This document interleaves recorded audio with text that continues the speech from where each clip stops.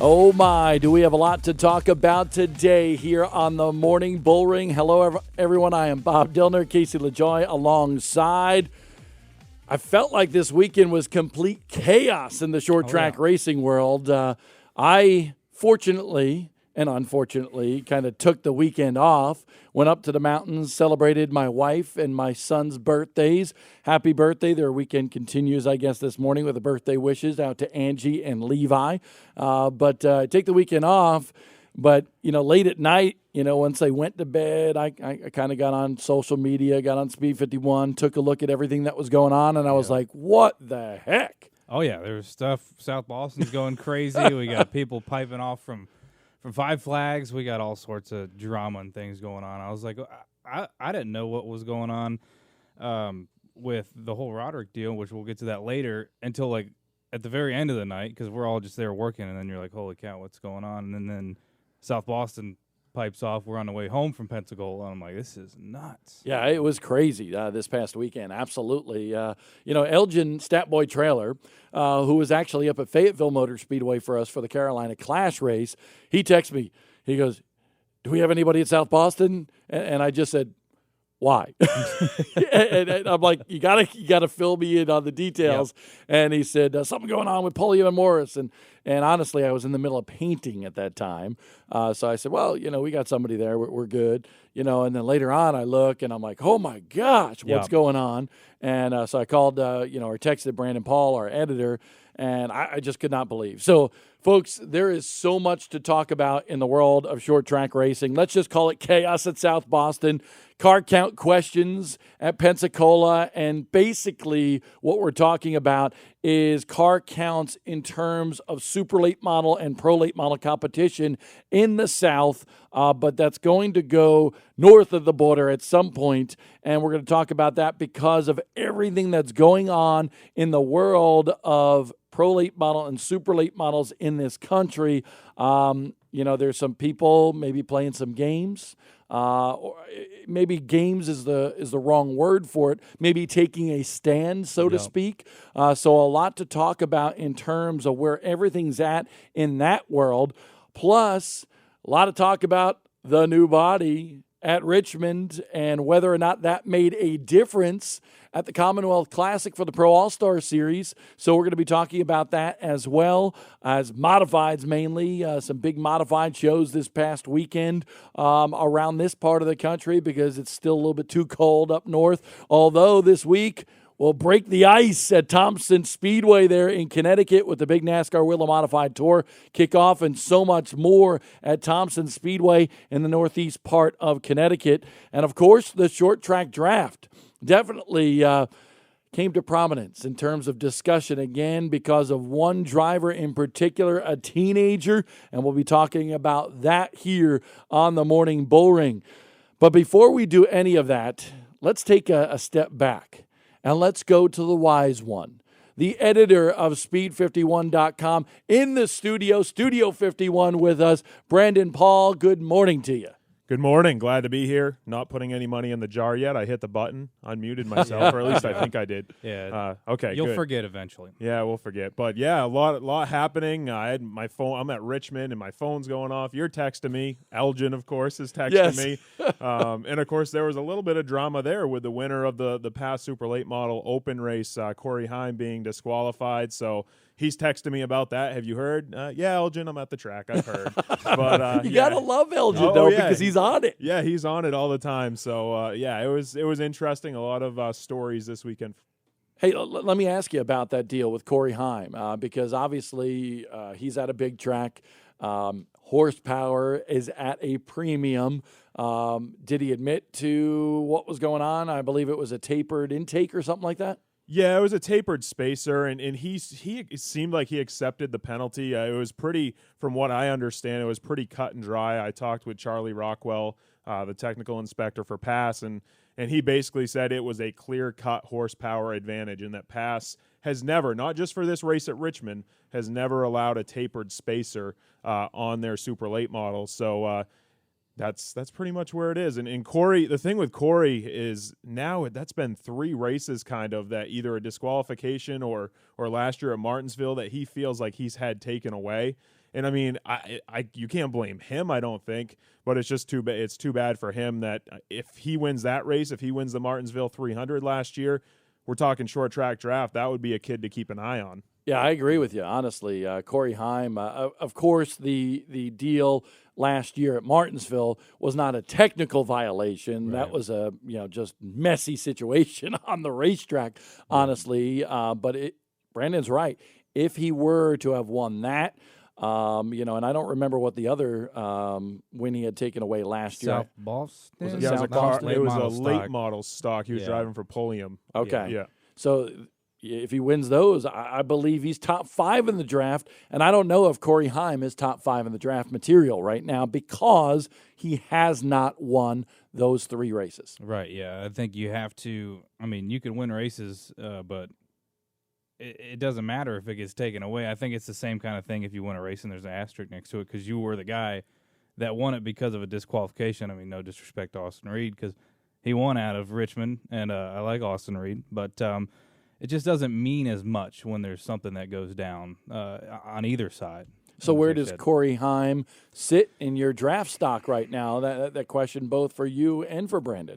He's in the 51. I think he's in the top 51. so. I mean, Wow, go out on a just- limb. Wow. just saying. By the way, that's Mark Keeler there. I don't want to give away all my secrets. No, I would say I think he has to be top 20. And one thing I was impressed with, I mean, obviously I'm from the Northeast. I don't really get the chance to talk to Corey Heim much, but he's a pretty good speaker as well. He seems like he's conducting himself well off the racetrack, which is something that we take into consideration with the Speed 51 draft. So He's gotten a lot better. yeah, he was. I was impressed. Listen, he's better than Gio.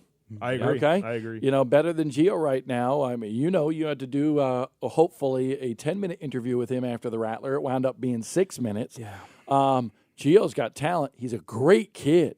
And I love how he's faith-based, but at the same time, that's an area where he needs to improve a little bit. Yes, it's hard to draw emotion out of him. I think when he can connect, he's a kid. Yes. He's learning how to be a personality.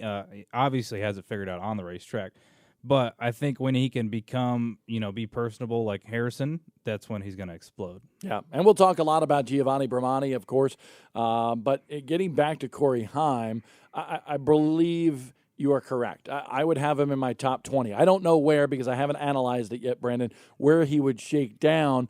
But the big thing about Corey Heim that impressed me was the Arca Menard Series run that he had with Chad Bryant Racing at Pensacola. That helped him, in my book, in terms of moving him up a couple of notches because of the fact that he ran so well there and really stayed out of trouble. Did not make any, waves whatsoever, and I like that. But I want to go back to you, and I want to ask Mark, where'd you sleep last night? What exit? What rest stop? The first rest area coming into North Carolina. How did you? What time did you get back? We were driving. Hold on. I Wait, texted I him. left him. at 10 o'clock yesterday morning, but Yeah, everything always happens to Oh Mark. yeah, that's why I don't like riding with Everything him. always happens to Mark. Yeah. I text him at 8 o'clock, and he's in Atlanta. And I'm like, what the heck? yeah. We got home. I think me and Mamba and Kendra got home at in 8.5 hours, maybe less. Yeah, Well, I mean, he's eight got a times. trailer. Yeah. He's got to pee 100 times. Yep. He's got to have 100 Red Bulls. How many you times know? did he go? Nope, I have not had a Red Bull in 4 weeks now. So. I was What? Okay, somebody what? told me Sorry, that- something else. Well, no, because I've gone sugar-free. I'm on a sugar-free Oh. diet, so I've gone sugar-free, but I have not had a Red Bull in 4 weeks now. So Okay.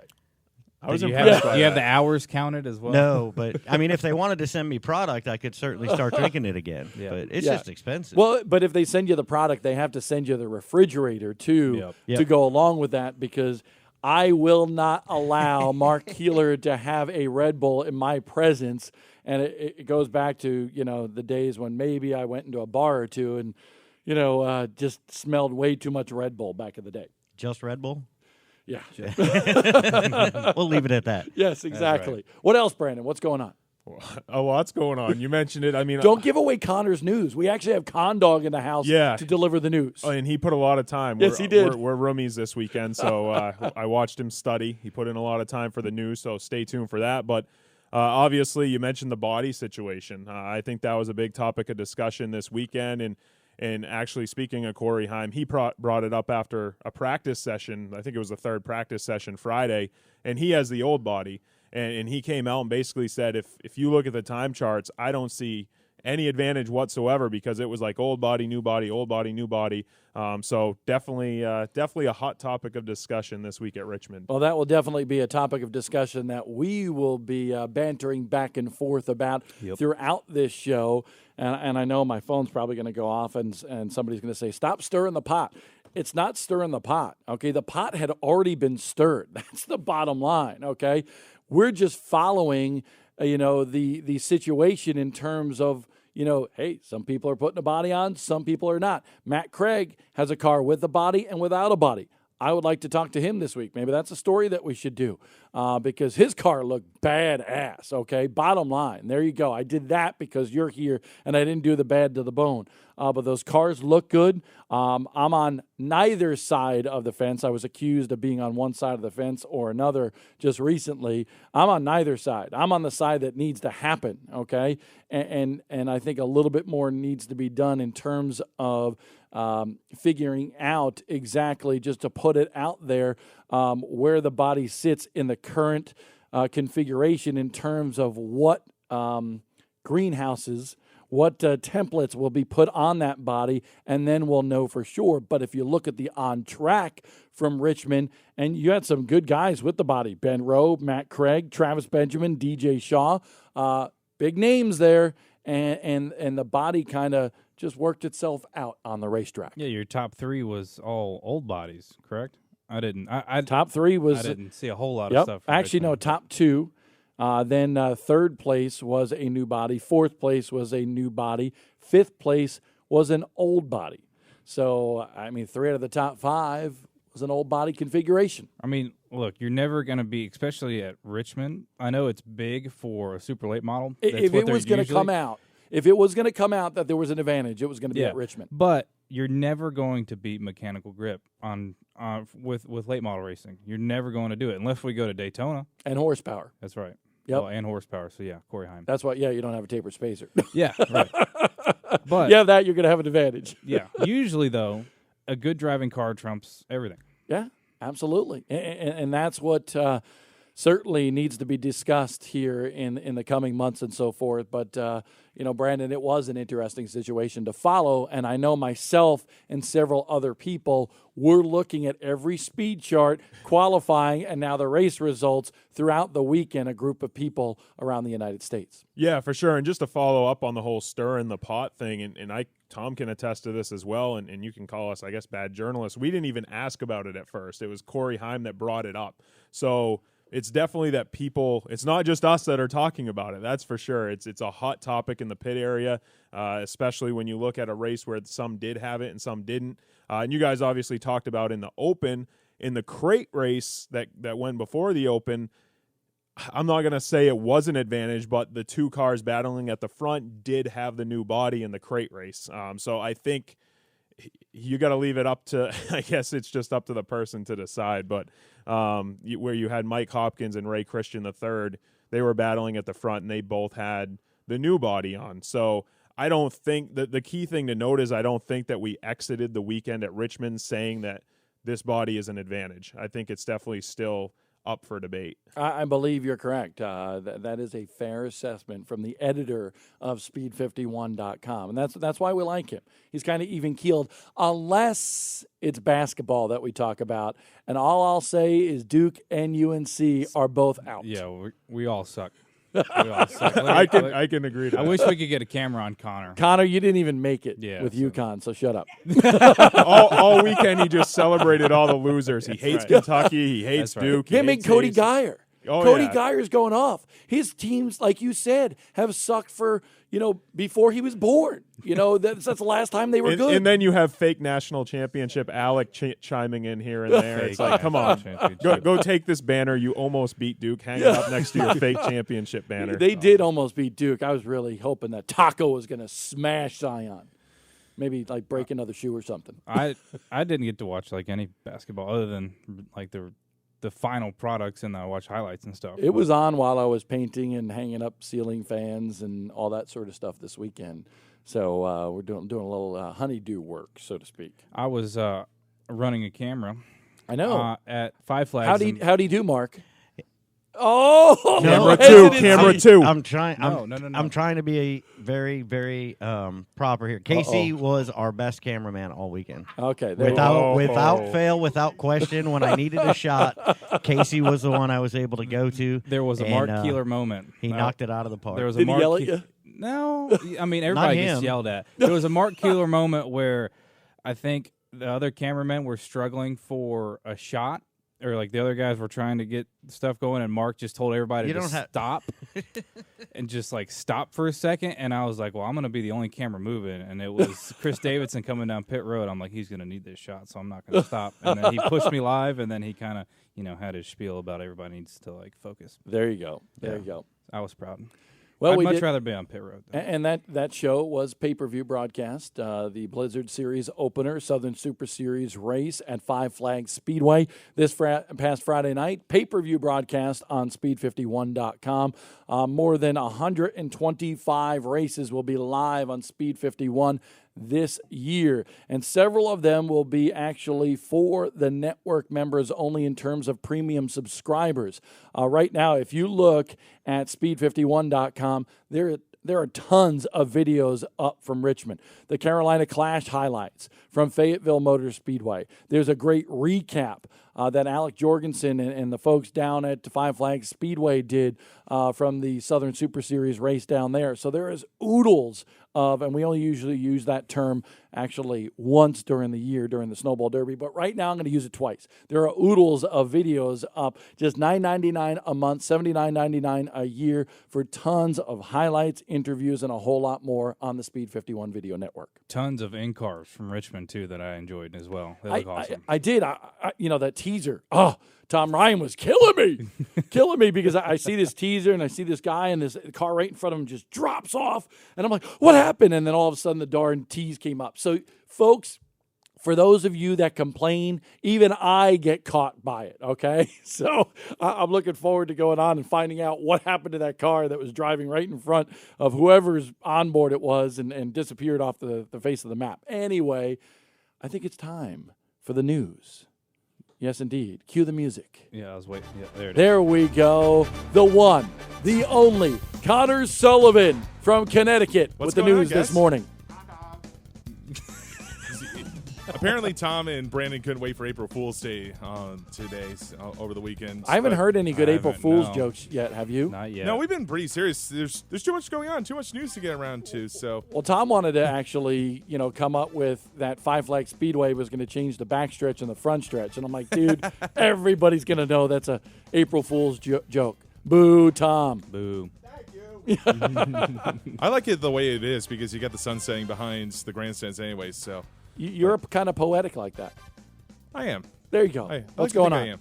Anyways, Five Flags Speedway, that's where we're going to start off, actually. Round 2 for the 2019 Southern Super Series this past Friday night, as it was also the round number 1 of the Blizzard Series. Of course, the aforementioned Giovanni Bramante following up his Rattler win, rather, after he dodged some trouble out there when the track got oiled down in the late laps while Casey Roderick and Connor Okrezik were battling for the lead. First, it was Jet Noland who got taken out just as they were coming up to lap him, and unfortunately, those two got caught up in it. But luckily, Bramante, he was able to dodge all the chaos. He took down the win. Lucas Jones, Kyle Plott completing the podium.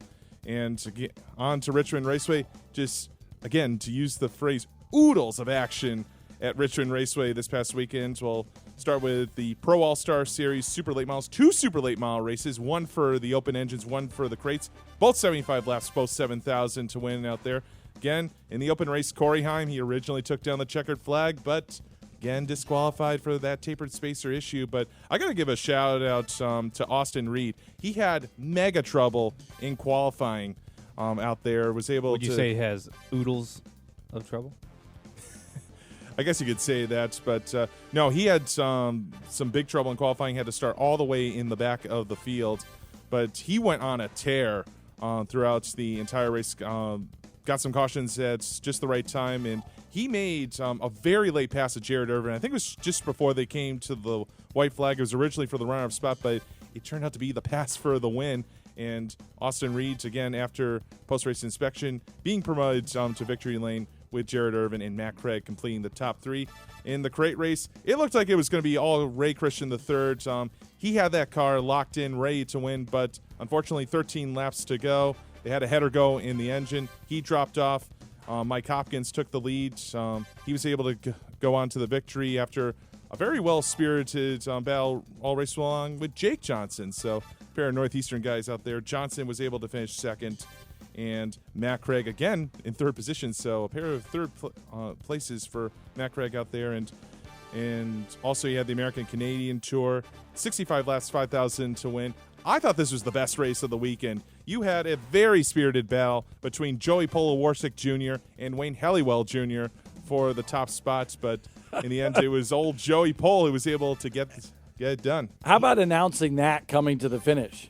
Yeah. You know, He sounded like Helliwell and Marco Thomas. Polowarczyk. Now that is something. I've only ever heard Marco Thomas pronounce it Helliwell, though. I know. Helliwell. How about There you this? Could you imagine Alan Dietz? I'm going to go to the Speed 51 Video Network just to hear that call of Helliwell and Polowarczyk. Hopefully he said Joey Pole. He'll just abbreviate everything. That's probably what he did. All right, we're going to move on to the dirt. World of Outlaws Sprint Car Series, finishing up their swing out in California. Very emotional win for David Gravel out at Keller Auto Speedway on Friday. The first win since joining the number 41 Jason Johnson racing team. Very good to see them get the job done. On Saturday, Paris Auto Speedway, Aaron Reitzel getting the win there. Tour is off to Arizona this coming weekend. Carolina Clash, Fayetteville Motor Speedway on Saturday, 50 laps in the Ed Gibbons Memorial. It was Brett Ham who took down the victory over Tret Ivy and Ross Bales. Schaefer Spring Nationals, they also had a twin bill this weekend. First off at Talladega, Dale McDowell getting the win on Friday night in Alabama. And then moving to Sonoy, Georgia on Saturday, it was Chris Madden who had the victory. Fuel Racing Series, Cherokee Speedway, South Carolina. Sean Harrell, a very dominating performance. Top of the charts in time trials. Won his heat race, and he took down the 35-lap feature to complete the perfect night. Con Dog. That's a way to deliver the news, buddy. Yeah, just rapid fire. Man, I love it. Love Rapid it. fire. That's our own Con Dog from Connecticut. He's a happy man because he's going to Thompson's Icebreaker this week. We are finally opening up the Northeast racing season. You hope. It's about time. No, it's looking good. It's going to be a little bit on the cool side, but it's the Icebreaker. You're used to that. How many divisions up at Thompson? 11 different divisions of racing up at Thompson, featuring the NASCAR Wheel and Modified Tour, the Pro All-Star Series, beginning the North Championship this weekend as well. And you also got the Valente Modified Racing Series on Saturday, plus the NEMA Midgets, NEMA Lights, the Sunoco Modifieds, all kinds of good stuff there. So Thompson Speedway this weekend in Connecticut, Northeast corner. Come and check it out. Who is the defending winner of the Pro All-Star Series race at Thompson? That would be DG12, That's Derek right. Griffith. Bing, bing, bing, bing. How about the defending winner of the Wheel and Modified Tour race? Well, that's easy. Justin Bonsignor, because he won all 4 races at Thompson last year. Look at that. Look at that. Con Dog. Rapid fire. Yeah. I was ready. I'm going to call him Rain Man. Forget about Con Dog. Rapid fire. He knows his stuff.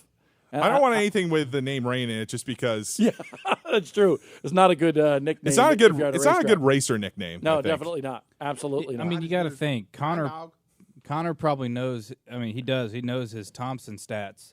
Like, Mark and I guess now me and like Elgin know like the Blizzard Series stats. Do you know at your Five stats? Flag. Yeah, pretty much. You I had sure? to study them this weekend for Okay. Wesley a little bit. okay. Yeah. All Like Can I play Stump Casey on Blizzard Series later? 13 There you out of go. the last 15 Maybe. races been won by a Georgia driver. Well, I'm now make that 13 out of the last 16 races. Yeah. Well, thank you very much for delivering the news, Connor. And I want to talk a little bit about the chaotic situation at South Boston Speedway. Yep. Because apparently, and we'll set this up properly. Actually, before we get to that, I forgot about that because I asked Tom Ryan to something that Connor didn't cover in this news, and I know it's in his next one. Irwindale Speedway for the NASCAR Can-Am Pro Series West. What a finish. Whoa. we did. I got a text because we're talking about all this stuff, and Kevin Finney, a buddy of mine, actually texts and says, "Hello, like Yeah. Irwindale finished," and I'm like, that's right. There's I so forgot. much stuff going on. There was. But Trevor Huddleston and Tanner Gray right to the line. Tommy, do we have that video yet? We're working on it. He said he had it. He said he had it. He did the equivalent of not unmuting his mic. He forgot to plug in his computer. Gotcha. There we go. Gotcha. There we go. Okay, Ready? let's take a look at this. We got to go back a little bit more, Tommy. Oh, it replays. Okay. All right, we'll take a look at it once more because the 9 who wound up in the wall after the finish line is Trevor Huddleston. His dad runs the racetrack, has the lease on the racetrack. Trevor Huddleston, hot shot from Irwindale Speedway, many-time late model competitor and winner there at that racetrack. Just an unbelievable finish here between he and Tanner Gray, waiting for it to go back to coming off of, here it is. And actually, that's not even the one that shows the best part of it because there's one going into turn number 3, and Huddleston, and Gray, they just send it in there. And that photo finish, just incredible there to the line, just barely the number 9 of Huddleston over Tanner Gray. That was an incredible finish there for the NASCAR Can-Am Pro Series West. That's why I love Irwindale. I love Irwindale. Irwindale is good for finishes. It's not necessarily good the whole race, though. What was the showdown race they used to do? I understand back in it, the day? and I saw a lot of people. And Mark, you're nodding your head. I think you agree with me because everybody after a finish like that is like, "Man, we need Irwindale, more tracks like it, and this and that."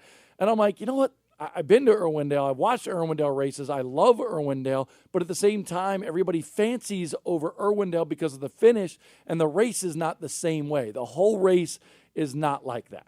Well, that's kind of been K&N racing lately. Everybody's just riding around until the last 30 laps, and then there you go. It's only Super late model races are like that. Yeah, it's getting bad. Everybody knows. Even late models when they were there a couple of years ago, I think the tracks out, and I've seen 2 of them. I've seen Kern County and Irwindale, and they both can produce excellent races and excellent finishes. But in my opinion, the tracks are too wide. It's like they fan out, and it's almost like a cup race that you see on Sunday where they get so much separation, and then it just becomes an aero deal. I mean, they're fast and they're fun. My favorite part of the K&N finish was listening to both drivers after the race, because they both praised the racing and each other. Neither one of them were upset, and that to me was yes, it was a great finish, but I think when you have 2 drivers like that aren't really arguing with each other, they're not trying to fight or anything, they both realized what it was. It was just an unbelievable race to the checkered flag, and that to me is my favorite part of that deal. Yeah, I thought you were picking it up there. You just staring at me. I'm waiting for you to talk. I was talking. I mean, you said yep.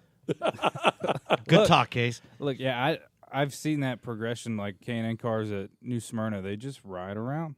Everybody just rides around until it's 20 to go, and then it's too late. But I think Mark hit on something there that is truthful. Honestly, these tracks are too wide, and because of that, they're especially with Irwindale, it's a multi-lane racetrack. And the funny thing is, it's like when Bristol went to its current configuration and the cars just fanned out all over the place and they could run side by side, but they couldn't pass. Okay. To some degree, that's Irwindale too, and I believe Irwindale is getting better and better. It's like a fine wine; it gets better with age. I like how they say sometimes cheese gets better with age, and that's not true. Would you say that tracks are getting too wide on the asphalt side because Eldora racing's great, and that's just as wide? Yeah, pavement. It's all about pavement racing because and then people will go, "Well, come on, you say there's one groove racing, on a narrow track." But it's to some degree you got to learn it's a contact sport. You got to learn to rub, not dump. Yeah. Okay, but rub a little bit. One groove racing on asphalt is a lot better than one groove racing on dirt. It is, yeah. When that track gets locked down, yeah, it's not very fun to watch dirt because it's hard for them to actually do anything. But on asphalt, they can root and gouge each other out of the way. But do they? Yeah, they're afraid to get a call against them because if you tap somebody these days, not if you're at Bowman Gray. Yeah, but Bowman Gray. I almost got myself in trouble there. That's its own animal. Yes, Bowman Gray is not. I don't believe the best. I'm stuttering all over myself because I don't know how to say it. Bowman Gray. I don't want to tick everybody off this early in the morning. Bowman Gray is racing, but it's not the purest form of racing. It's more entertainment than anything else. And those that like entertainment love Bowman Gray Stadium and the Madhouse and the NASCAR racing that they see there. But I don't believe it's the best and purest form of racing. So that's about as politically correct as I can get. So you're saying that people that like Bowman Gray are the same people that like group qualifying on Fridays for Cup Series? WWE and all that stuff, you know. Well, it's a bump and run track, and that's what it is. It's a bump and run track. I mean, you got a bump. There's not a lot of side-by-side racing. It's exciting and it's entertaining, like Bob said, but I think, honestly, it's what our sports become nowadays. I used to see it down in the South in Florida when guys from up north would come down, and they're used to being able to bang and rub and bump, and they would hit somebody, down there, and the guys down there were like, they'd want to fight about it. And it's like, dude, he didn't dump you, he didn't rake you. It's rubbing. It's the old days of Thunderline. But I think racing nowadays has gotten to a point where everybody thinks that, if you're faster, you should be able to get around me without touching me. And that's just not practical. It's not short track racing, and it's not what attracted everybody to the sport to begin with. I love all short track racing, and on Speed 51, we are 100% short track racing. But I think really if you want to take a look at what racetracks really provide some great racing action, not only from the bump and run style of Bowman Gray, but also to, just good racing, whether it's, for a while, everything's going to be single file. Then there's going to be side-by-side racing, and then there might be some bumping and banging.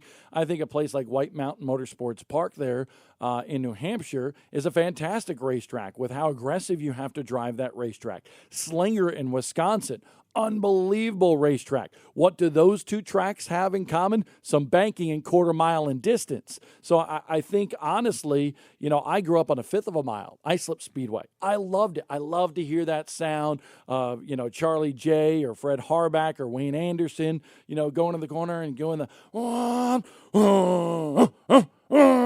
there was that little burp in the corner, and it was just so much fun to watch. And I think to some degree on these bigger racetracks, you don't have that. But then you have a place like Five Flags Speedway where we just had the Blizzard Series where the pavement is old. It's gritty. You can't use those tires. You can't use, except for qualifying, all that horsepower, which I think, to some degree that leads into this Hamner discussion, which is like, okay, you're not going to use it at a place like Five Flags anyway, except for qualifying. Right. Okay, so, but there you got to be off the gas. And I think when you're off the throttle pedal, that provides with some good racing. If you're just barely off the throttle pedal, and to some degree that's the problem with Cup, okay, then that's not going to be providing great racing.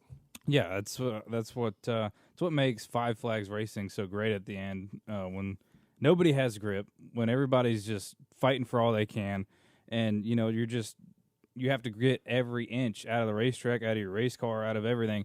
Watching the Cup race yesterday, everybody's just wide open. And, it's close racing. Doesn't mean it's great racing. They're just locked down. It's merry-go-round racing. They get to each other, can't go anywhere.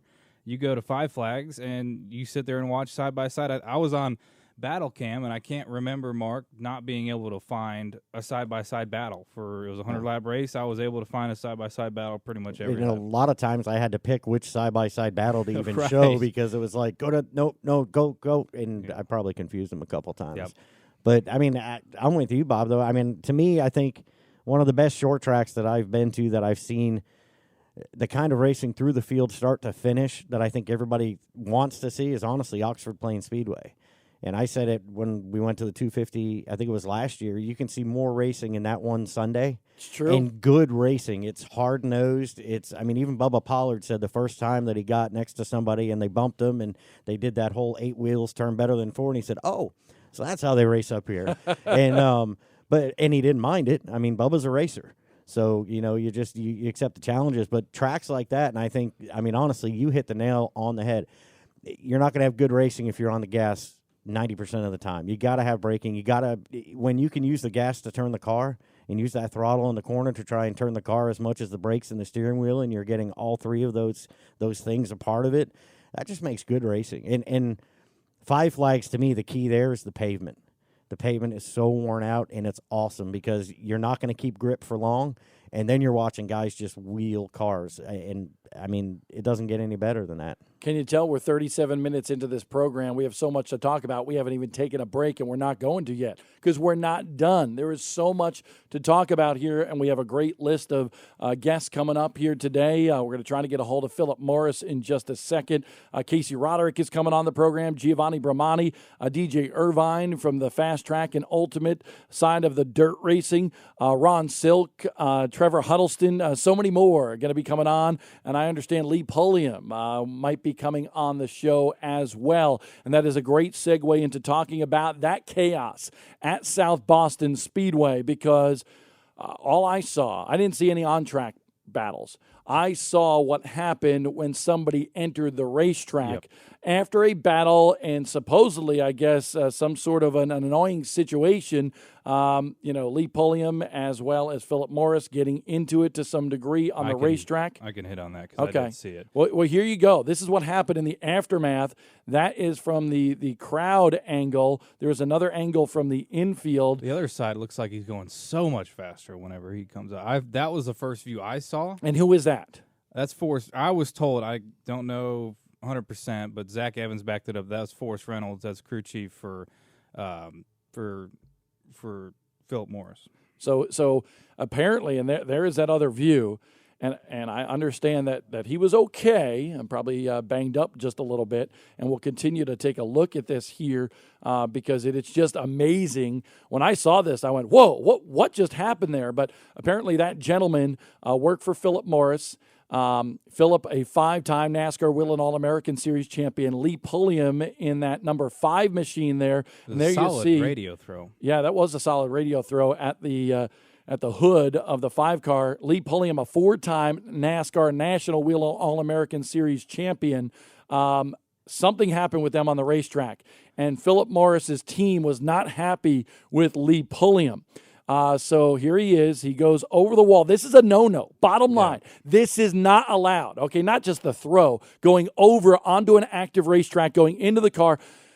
And if I'm going to blame anybody here, I'm going to blame the crew member. A lot of people are going to say, hey, listen, Lee Pulliam took off. He had somebody in his cockpit. He doesn't know how far the guy's in. You have an instant to react here, and the bottom line is, and NASCAR set the precedent years ago when there was an incident in the Cup Series, you do not go on the racing surface. You do not do what that gentleman did right there. Lee Pulliam took off to get away from a situation. Now, granted, it was a bad scene because that guy was halfway inside his race car, but he was not trying to do damage or harm to that guy. He was trying to get away from the situation, a situation that gentleman should not have put Lee Pulliam in. Right. Listen, you can't put anything on Lee Pulliam. There's a guy jumping in the side of my car. I'm going to take off. It is what it is. Don't jump in my car on the racetrack.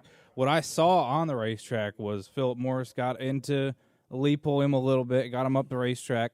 Pulliam got in line down the backstretch and dumped Philip into 3. I don't know if it was intentional. I think you said we might have him on the show later. That'd be something to ask. It could have been unintentional. It could have been intentional. You know, him and Philip race with each other a lot. There's a lot of history there. I see somebody in the comments section of our Facebook page bringing up the Tony Stewart incident. But at this point, this is different because they are dead stop red flag, you know, and it's during the day. So, well, obviously it's not like you can't see them, but you should not go on the racetrack. Exactly. I'm not saying it was okay for him to do that by any means. Obviously, it's not okay. You should know by now that you can't do that at all. But at the same time, you can't. If you try to put any fault on Lee Pulliam, I think you're out of line because Lee Pulliam is just, you know, if I had to guess, I don't know what's going through the mind of Forrest Reynolds, but I bet you he was trying to reach in and pull his, you know, ignition cables off his ignition box or something of that sort to get him to have to come onto pit road, lose all his spots, you know, an eye for an eye. Obviously, that's not the way to do it. But, you know, Lee Pulliam's like, oh, crap, I got a guy in my cockpit. I'm going to take off. I would do the same thing. Exactly. I would do the same darn thing that Lee Pulliam did. And I'm not saying anything against Philip Morris, but Forrest, if he's going to do that, okay, Forrest, if you're going to do that, be a little bit more sly, honestly. First of all, you shouldn't go on a racetrack. Bottom line. But if you're going to do that, don't throw the darn radio at the 5-car. Okay, I've seen Teddy Christopher back in the day. and I forget who it was with. But Teddy Christopher was so ticked off that somebody dumped him on the racetrack. Guess what he did? Just casually walked over. I can't remember who it was, but it was at Stafford Motor Speedway. They were stopped on the backstretch. Christopher walked out there, just casually went by this race car, hopped on the hood, pulled the spark plug wires off of the modified because he was ticked off. And guess what? That guy couldn't go anywhere. And then at that point, you could do what you want with him. Climb in the cockpit, beat him up, do whatever you want. Be smarter, Forrest. Okay? First of all, don't go on the racetrack. But if you're going to do it, be a little bit more sly about what you're going to do. I think the biggest problem there is crew members getting involved, and I understand it's passionate and everybody's heated in that, but I think that's a big problem. Let the drivers hash it out. You know, if Philip is mad at Lee and Lee's mad at Philip, let them hash it out. When crew members get involved, it's just like I've heard people say this back in the 80s. That's why wives and girlfriends didn't go into the pits, because they need to let the drivers hash it out. And okay, go back to Martinsville last year with Riggs and Bubba Pollard. All they wanted to do was talk, but everybody else gets involved and everybody crowds in, and now all of a sudden you have a situation that didn't need to be as big as it was. I mean, I know, like I said, it's passionate. You're upset. You've worked your butt off on that car all day, all week, all month, whatever, to get it there, and you feel like somebody might have cost you a chance. I get it, but I think crew members honestly need to stay out of it. Let the drivers handle it, because I've always said, this goes back to when I announced at New Smyrna, and I would never put blame on anybody in a wreck, because I'd always say there's only two people that know what happened, and that's the driver of car A and the driver of car B. And neither of them are right. And neither of them think it's their fault. Well, exactly. But those are the only two that know what happened. So when crew members or people from the grandstands or anywhere else try to get involved and say, well, I saw this, and I saw this, and I saw that, you're just it's not going to solve anything. Let's go one step further than that, okay? Because as a team member, you have passion, like you said. So if you're aggravated, go up to the other guy's crew chief and argue, fight, whatever you want to do with that person. I've never understood that either, because the crew chief's not driving the dang car. The other team's not driving the dang car. Why are you going to fight with their team? It is what it is. I know they got to back up their driver. Also, I want to say Jesse Vaughn hopped on. Yeah. And he's the one that recorded the video from the infield. So yeah, thank you, Jesse. I actually retweeted that the other night, and Brandon Paul had not seen it until I retweeted it, and he was like, "Oh my gosh, now I see what you mean." So Jesse, we appreciate that. Hey, let us know what you think about the incident at South Boston Speedway between Lee Pulliam and Philip Morris. We just called Philip. He has agreed to come on the show, but he was headed to work at that time. We're going to try him again a little bit later. I think Philip, maybe a little bit old school, doesn't want to drive and talk at the same time, and we respect that. But Zach Evans now joining us here on the program on the Morning Bullring. What are your thoughts on this? You're a big late model stock car guy, Zach. Well, I just wanted to chime in and add a little bit of perspective before I throw in my opinion that this has actually happened really similarly with Pulliam a couple of years ago. I believe it was 2016. I'd have to look it up, but with Peyton Sellers actually reaching in and pulling the ignition out of the ignition cables out of the ignition box on Pulliam's car. So he's been in this situation before at South Boston. So there's no doubt that was in his mind when the crew member reached around to that passenger side. Let me ask you this, because you've seen this battle between Lee Pulliam and Philip Morris for years. Now, Morris, you can even say it's a battle of who's better. Philip Morris has those 5 national titles. Lee Pulliam has 4. He wants to get where Philip is. And that rivalry has been pretty heated in recent years.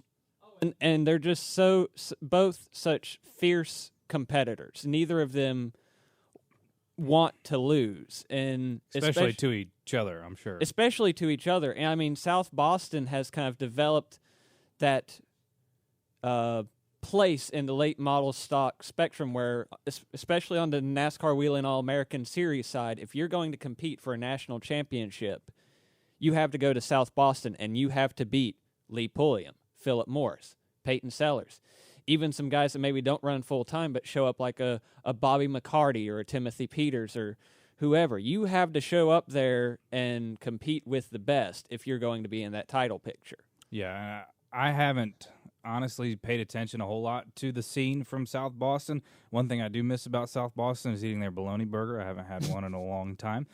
But Yeah, you can't. South Boston's another racetrack that I think has, I don't want to go off subject, but they had a repave, and the racing's great because they are on throttle more, but the racing has been great there in South Boston. Listen, it is the home of late model stock cars in the Southeast, like Zach Evans was alluding to.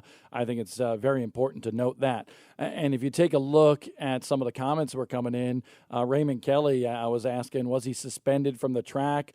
He just said it's a dumb thing.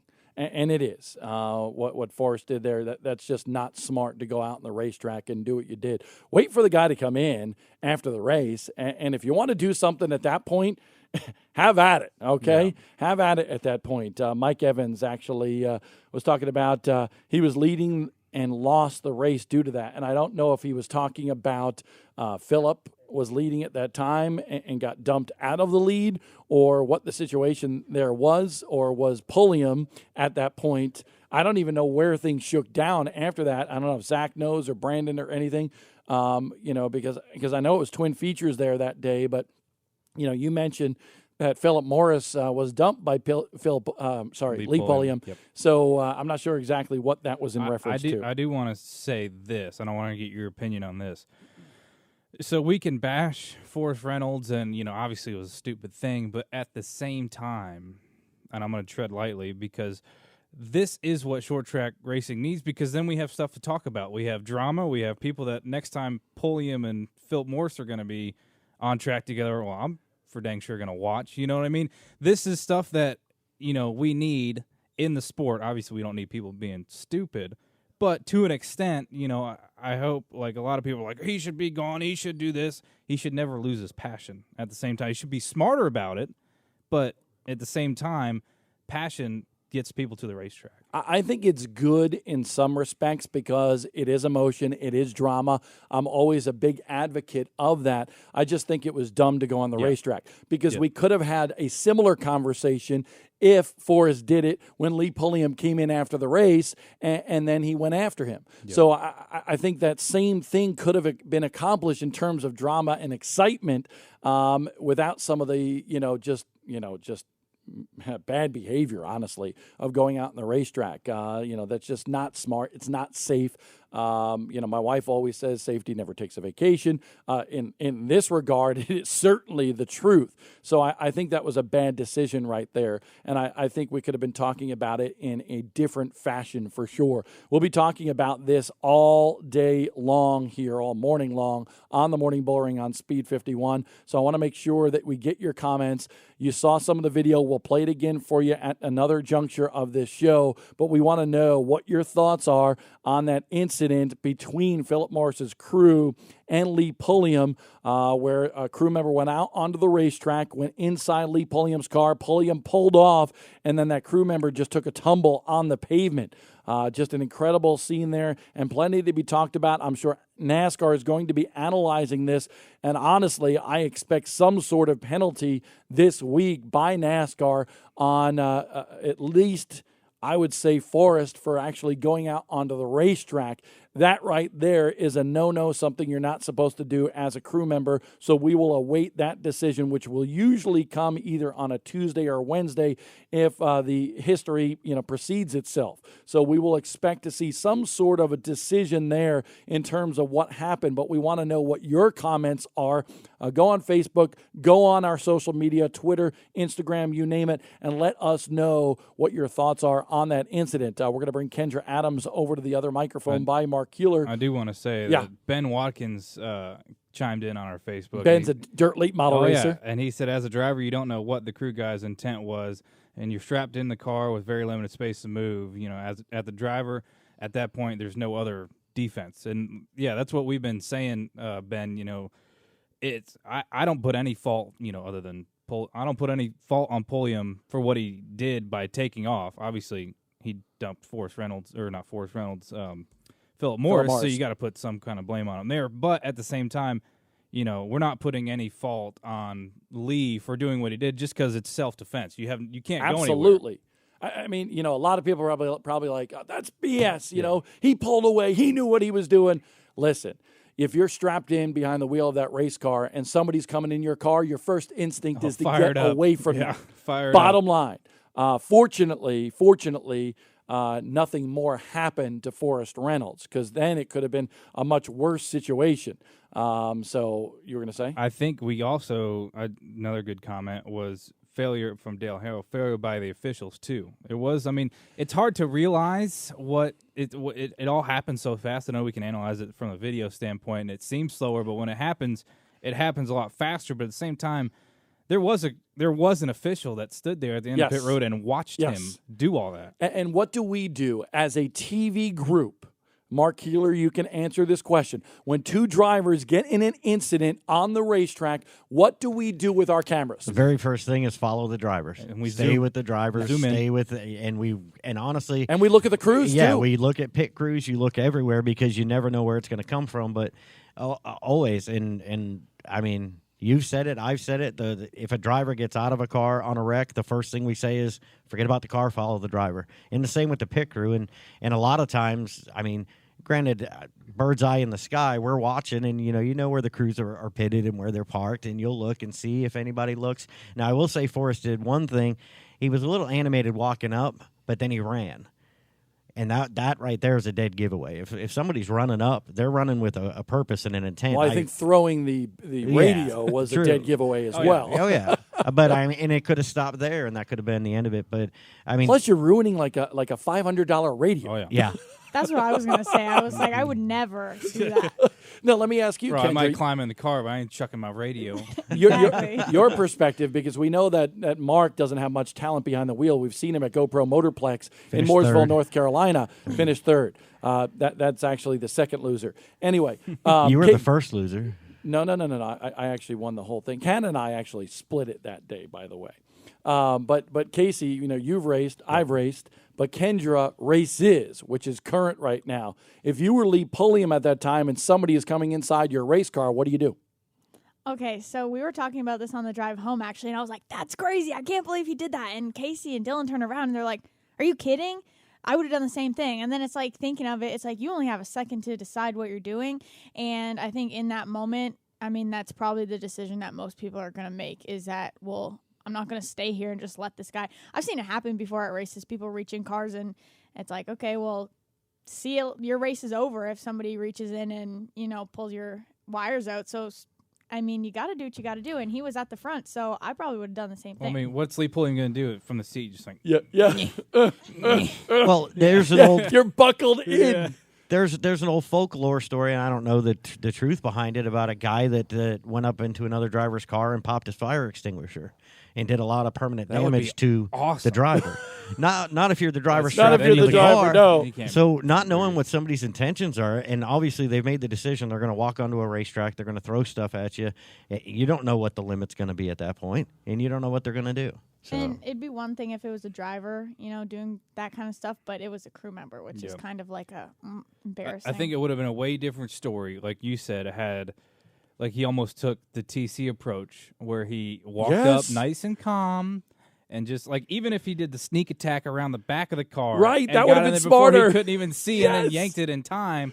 But it's still not cool going to race. It was just not a smart move, No, honestly. you can tell he didn't have anything thought out when he got there. He just No. started running and throwing things. It was adrenaline. It was emotion. It was all sorts of stuff. And like you said, what is Lee Pulliam going to do? Okay, if he gets out of the race car, He's probably done. he's toast. Yeah. Okay, toast at that point because he's going to be, either disqualified or at the very least put to the rear of the field. Right. So, I mean, you're done at that point. So he reacted the way he did. And like Terry Weldy just commented, actually said that both drivers were in the wrong. We could be talking about a different story this morning. And this person was very blunt and said we could be talking about a funeral. And yes, absolutely. And here is that video again. And I know if we have to go to our phone line here in a second. But there is Forrest Reynolds just going up to Lee Pulliam's car, and Pulliam just takes off. Okay, Forrest goes for a little tumble salt. I got to say, I'll give him a 10 for getting back up the way he did. And then the official grabs him, and Forrest is like all ticked off that the official grabbed him. What do you expect, dude? You went on the racetrack. right. Yeah. I don't know what more you want. Yeah. Even like as a driver, if I get in a wreck and I'm like So there's still cars on the racetrack. Like even don't want to get out of my car and be involved in something like that. I don't know why, but the inside view looks like he's going 50 miles an hour faster than the outside view. I wish that there was an onboard camera, if we had an a in-car GoPro camera. on Yeah, thing. that would be cool. Technically, you're There'd not be a supposed lot to of- do that at be a lot of NASCAR bleeps. racetracks. NASCAR doesn't allow it. Some drivers still do it. There'd be a lot of bleeps. But man, that was an incredible scene right there. And we're going to talk a little bit more about this later. We're also going to talk about what should be done, if anything, to either two that were involved in that incident at South Boston Speedway. And we'll get the opinions of some of our experts here at Speed 51. But there was other racing this weekend, so-called experts is what we usually call them. Just like with the draft. We call them so-called experts, even though there are some pretty prominent people on there. And we get beat up every year anyway. No big deal. We could take it. We got big shoulders. Anyway, a lot of other racing going on this past weekend. Five Flag Speedway, that's where you, Mark Keeler, Kendra Adams, you were at. You saw the rebirth again just a couple of weeks later of a future superstar in Giovanni Bramani out of Long Island, New York. Long Island strong, Long Island gang, baby. Okay, and we were not able to have him on the show after his Rattler win because he was actually flying home at that time. But first time caller, second time. Second time? No, it's not second time. No bell. First time caller on the hotline right now because he was on a pre-recorded interview the first time. Giovanni Bramani, winner from Five Flag Speedway. Good morning, Gio. Good morning. Well, that was you should be more pumped up than just that, morning. Gio. I know we made you wait a long time because there was a lot of chaos going on. Gio, did you see any of that from South Boston? I just saw some of it on Instagram. So it was pretty crazy. Let me ask you this then. As a race car driver, somebody's coming in through your passenger side. What are you going to do at that time? Pull away. I mean, Chase Brady had it happen to him a couple of years ago. So it's just what you have to do. Yeah, you're trying to get away from this situation. So there you go. Another perspective from a race car driver and a young one at that. But, Gio, what's the deal, dude? You and Anthony Campy Racing just really doing well right now, winning the first two Southern Super Series events, first two super late model events of your career. Yeah, it's just really been the two great races. We just have to keep on doing what we're doing, making the car great and working together as a team. And I think we'll have a great year.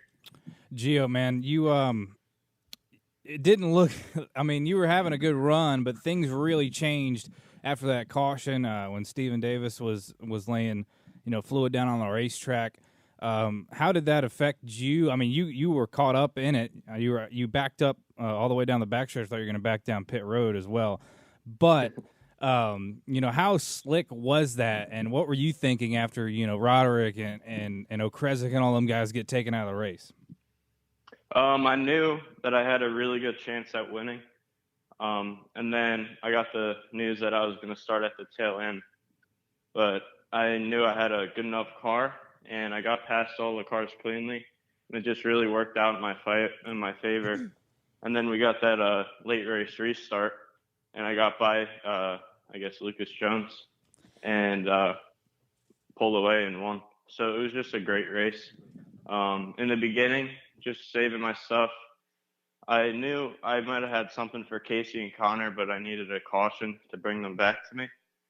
So, the oil, it helped, but I'd like to race with them. So it kind of sucks for them, too.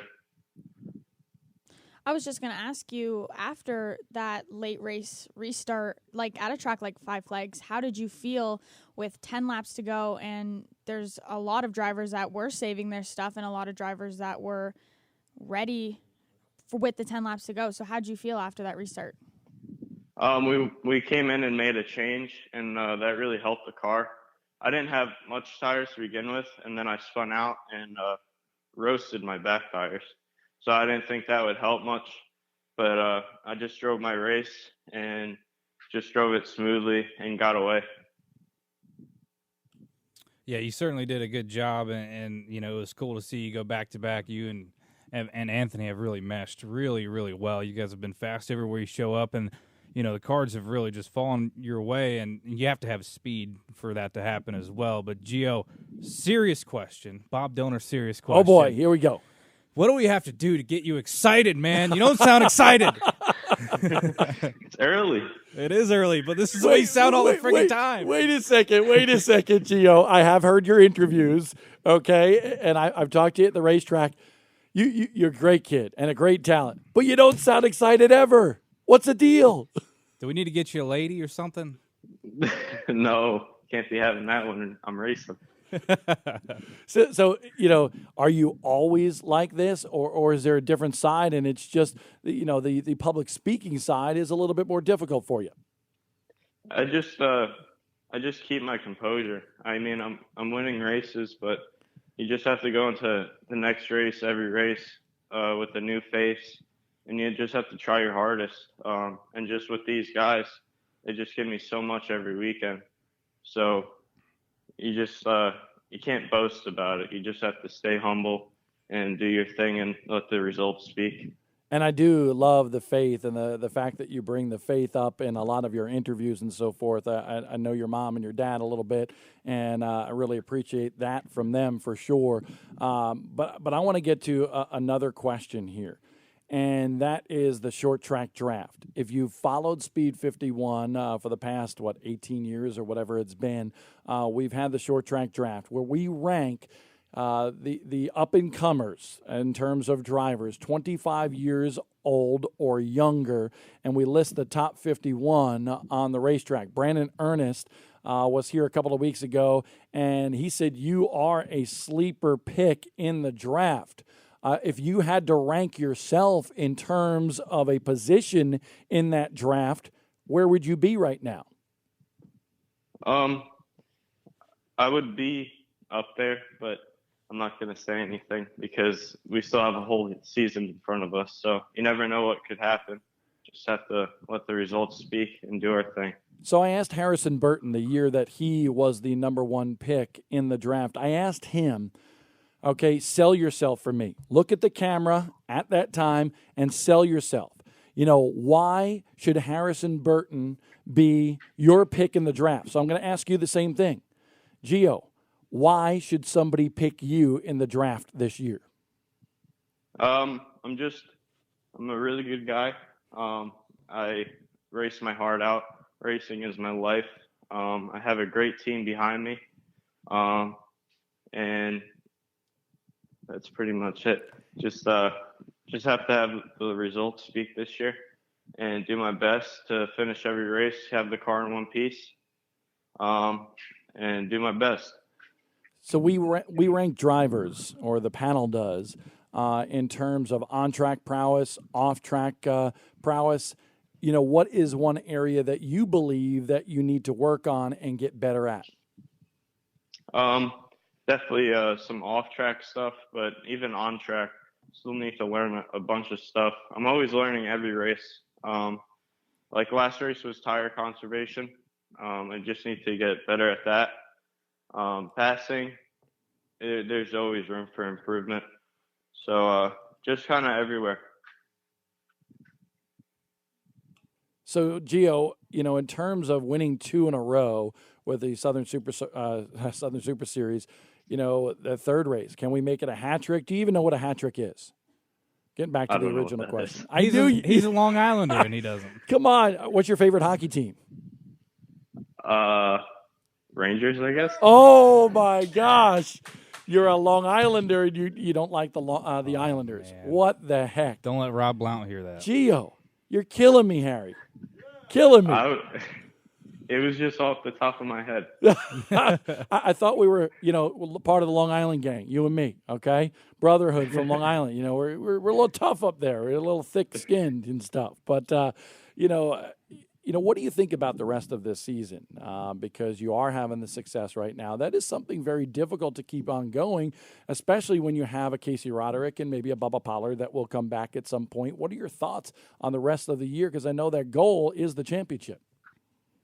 I just think we have a really good shot at the championship, and we just have to do our best, get the car fast every weekend, put our work into it and time, and I really think we have a great year ahead of us. Just have to race every race, keep the car in one piece, and have good, solid finishes. And I think we'll do really good. Hey, got a really serious question coming in from social media right now. Perry Patino, who drives the number 51 in late model ranks down in that part of the country, he says something about you need to get better at dirt bike wheelies. So, what's that all about? Because I saw the full body cast of what you had last year. How did you hurt yourself? I was doing a wheelie down my driveway, and at the end of my driveway, there's a downhill. And I kind of held the wheelie a little too long because it was on videotape. So then I went over the hill and got flung about 20 feet, and I fractured my spine in 2 places. So how long was that recuperation, and what was the physical therapy like to get back behind the wheel of a race car? Everything was like, I think 8 or 9 months. And then I got a back brace, and I wore that for 6 months. There was really no physical therapy. It was just I had to wear my back brace. Yeah, did you not see him at the Derby? I took a picture of him. Oh, yeah. Yeah. I took the picture because I said, Gio, do me a favor, pull your hoodie up. And he looked at me like, what?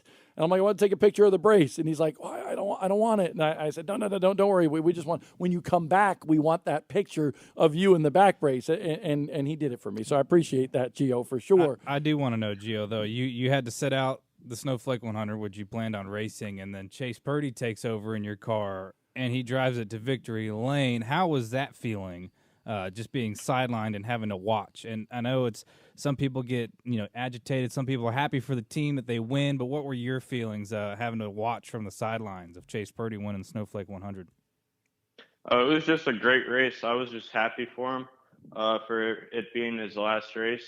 And I knew these guys just put in a ton of work into the car and then waited around all week to race that race. So they just really deserved it. It felt like a win that I won. So I was just happy for the team. By the way, where is this video of you? Yeah, no, we need this accident. Where is it? Where can we find it? I could send it to you. Yeah, you need to send it to me. Not that I want to see you hurt, dude, but Right. since you're back and you're winning, since everything's on the up and up now, I got to see this Check deal. this out. This guy's winning, but last winter he was almost dying. So yeah. Not almost dying, but okay. Casey. Easy there, Casey. Easy. I mean, you got to get the headlines Yeah. sometimes. I guess so. We see some people doing that on social media. Oh my. Well, we don't really want to see just cut the wheelie part out. Don't send us the falling part. I just want to see the No, he's wheelie. okay. No, I now. wanna We see gotta it. see the Right. fall. That's You can see it. horrible. Gio, let me ask you. If this was somebody else and a buddy and you knew he was okay and he was winning races, wouldn't you want to see the video? Oh, yeah. Oh, yeah. Yeah, there you go. That's horrible. Why do you want to see him fall and get hurt? Because he's okay. That's the whole crux Here- of it. here- here's the deal. Here's the deal.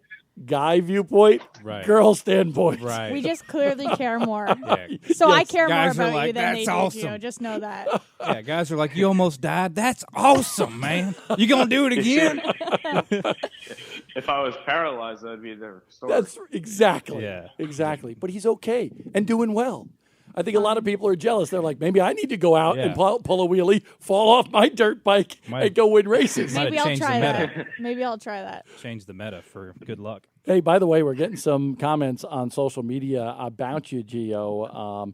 Frank says kid is just level-headed. Mike says you're focused. And Frank comes in and says Gio is always smooth. I know a lot of people probably even know you from the Kart Life TV show back in the day. You were a big kart stud at that time, and then you come on last year, ruffle some feathers at the World Series of Stock Car Racing there down at New Smyrna Speedway. And, Jeff Chiquette's mad at you. You take the scene by storm. You have that attitude like a Long Islander, like, whatever, it's racing, But I've seen you mature as well over the course of the last year, both on the track and off the track. What has helped you do that? It's just that whole week just really changed my outlook on racing. I just went in there, I was going to win every race, try my hardest, be aggressive, and, that didn't work out. So I knew I had to change my ways and just be patient and pass everybody cleanly and really gain respect from everyone again. So that's what I've been trying to do. And I think it's working pretty well. Just have to keep that composure. Yeah, I've certainly noticed the patience that you've shown on the racetrack, and then when it's go time, it's go time. Gee, I want to touch on a touchy subject here, and we're going to hit it later with Roderick. But you're running these Rattler 250, running these Southern Super Series races, and this weekend there was none of the usual suspects there. I mean, you had Roderick, but we had no Augie Grill, we had no Donnie Wilson, we had no Steven Nasse, Jeff Chiquette absent, Bubba Pollard absent. We're missing a lot of the stars from the Southern Super Series, and I just want to know, how do you feel about that, and what would you say to these guys that aren't showing up? And I know you want to be racing them just as much as everybody else wants to see them race. Yeah, I mean, Richmond was that race, so they had somewhere else to go. Yeah, well, It's Bubba just went dirt racing. Oh. Bubba went dirt racing. He said, I'm done with you asphalt guys this weekend. Well, it's just Tim Bryant's a great guy. He puts on a great show every weekend. And the racing's just really great, no matter who's there. It's just really clean racing, and they do a great job on putting it on. So just couldn't ask for anything more from the track guys and Tim Bryant. So, Gio, you have now 2 number 1 selections, I believe, in the upcoming short track draft. Brandon Ernest, at least if he sticks to his guns, we don't have his, ballot just yet. Ballots aren't even out yet. But Brandon actually said that you're his number 1 pick at that time when he was co-hosting with me. Now, Alec Jorgensen chiming in. He works for Speed 51. My number 1 pick in the short track draft right now is Gio Bramani. Now, he did say right now, so things could change by the time he has to turn in his ballot, but he can't think of a hotter driver in short track right now. So 2 number 1 selections possibly for you. How does that make you feel that people are really touting you the way they are? It just feels really great to have a lot of people behind me. Just have to have the results speak, keep humble, and I think we'll have a great short track draft. You need shirts, by the way. You need shirts now. You need to go to Arizona Sports Shirts, see Gerald and the boys there, and get shirts that just say, Gio. Can you do that for us? I'd wear one. I'll do it. All right, there you go. See, by the way, are you supposed to be in school or something? My tutor's on her way. Oh, okay. Another homeschooler. All the good race car drivers are homeschooled. That's the bottom line. So Tommy's got something. Tommy, what do you got? I have one question for Gio. Yeah. Hey, Gio, for breakfast, did you have a slice of pizza? New York pizza. There you go. Yes. And by the way, the guy that just chimed in there is from Southern Connecticut. They all believe they have the best pizza up in Connecticut. What do you have to say about that, Gio? I don't think so. Yeah. I always went to New York for my pizza. See, you were smart. I lived right across from the border, so New York pizza, Frank's Pizza, baby, Portchester, New York. Listen, Stamford, Connecticut was put on the map by Dave Portnoy, and they had the Pepes and all that good stuff. He said that might be pizza town of the world. Dave doesn't know pizza as well as he thinks he knows pizza. He knows pizza. And he he's fun. He eats a lot of friggin' fun. pizza. He does eat a lot of, and he wouldn't say friggin' pizza, okay? But he eats a lot of pizza, and he's got some good critiques. Okay, but he needs to come to Doremo's Pizza in Huntington, New York, and try that. So Barstool Sports and Dave, I challenge you. Doremo's Pizzeria, Huntington, Long Island, New York. I'm telling you, Long Island is the best pizza. You need to try it. And if you can rate all the pizza you want, it doesn't matter until you try that. Isn't that right, Gio? That's right. You think Barstool's watching this right now, Bob? Well, we're going to put it on social media and try to okay, get him to watch it. We'll send it to him. It's going to be a shameless tag. That's right. That's right. Shameless You'll promo. Always do things with a purpose. Well, Gio, we appreciate you coming on the show. Big congratulations, and we wish you best of luck on going for the hat trick. Do you know what a hat trick is now? Did we clarify that or no? Yeah. Okay, 3 in a row. 3 in a row. All right. Thank you so much, Gio. We appreciate it. Okay, thank you, guys. I love Gio. Yeah. He's I know. such a good Bob, kid. serious question. I think Serious you almost question. heard him smile there at the end. Yes. Serious question. Being with Speed 51 for like 18 years now, do you feel when you watch these young drivers grow up, you feel like a dad. Like, honestly. I feel like a dad all the time because Well, I'm you having to are. reprimand all you. No. You can tell it's her last day down here. Yes, I know. I would have know. said that anyways. No, Yeah, you that's would. true. And we The queen I of just sass. hit my microphone. The queen of sass. We love Kendra. We're going to miss her for sure. By the way, we have Kendra's diecast Ken A. on the Oh, set here, Ken and she'll be A. coming on the set a little bit later on here. We're gonna vacate one of the seats, either you or me. I'll move. We have to draw. No. Do you want to be on with Connor or Kendra? Kane or kinda Con wanna Dog. This is a theme of putting Casey on the spot to answer a question about two fellow 51ers. Yeah, there This you has go. Been like the There you last go. 3 weeks. I'll Well, pick Zach. Well, here's who we have coming up.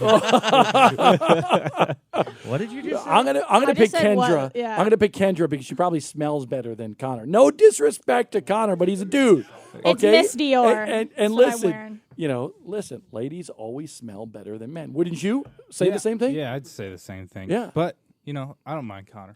By the way, we Connor's- do have to clarify because I told a story and I told it wrong, honestly, before.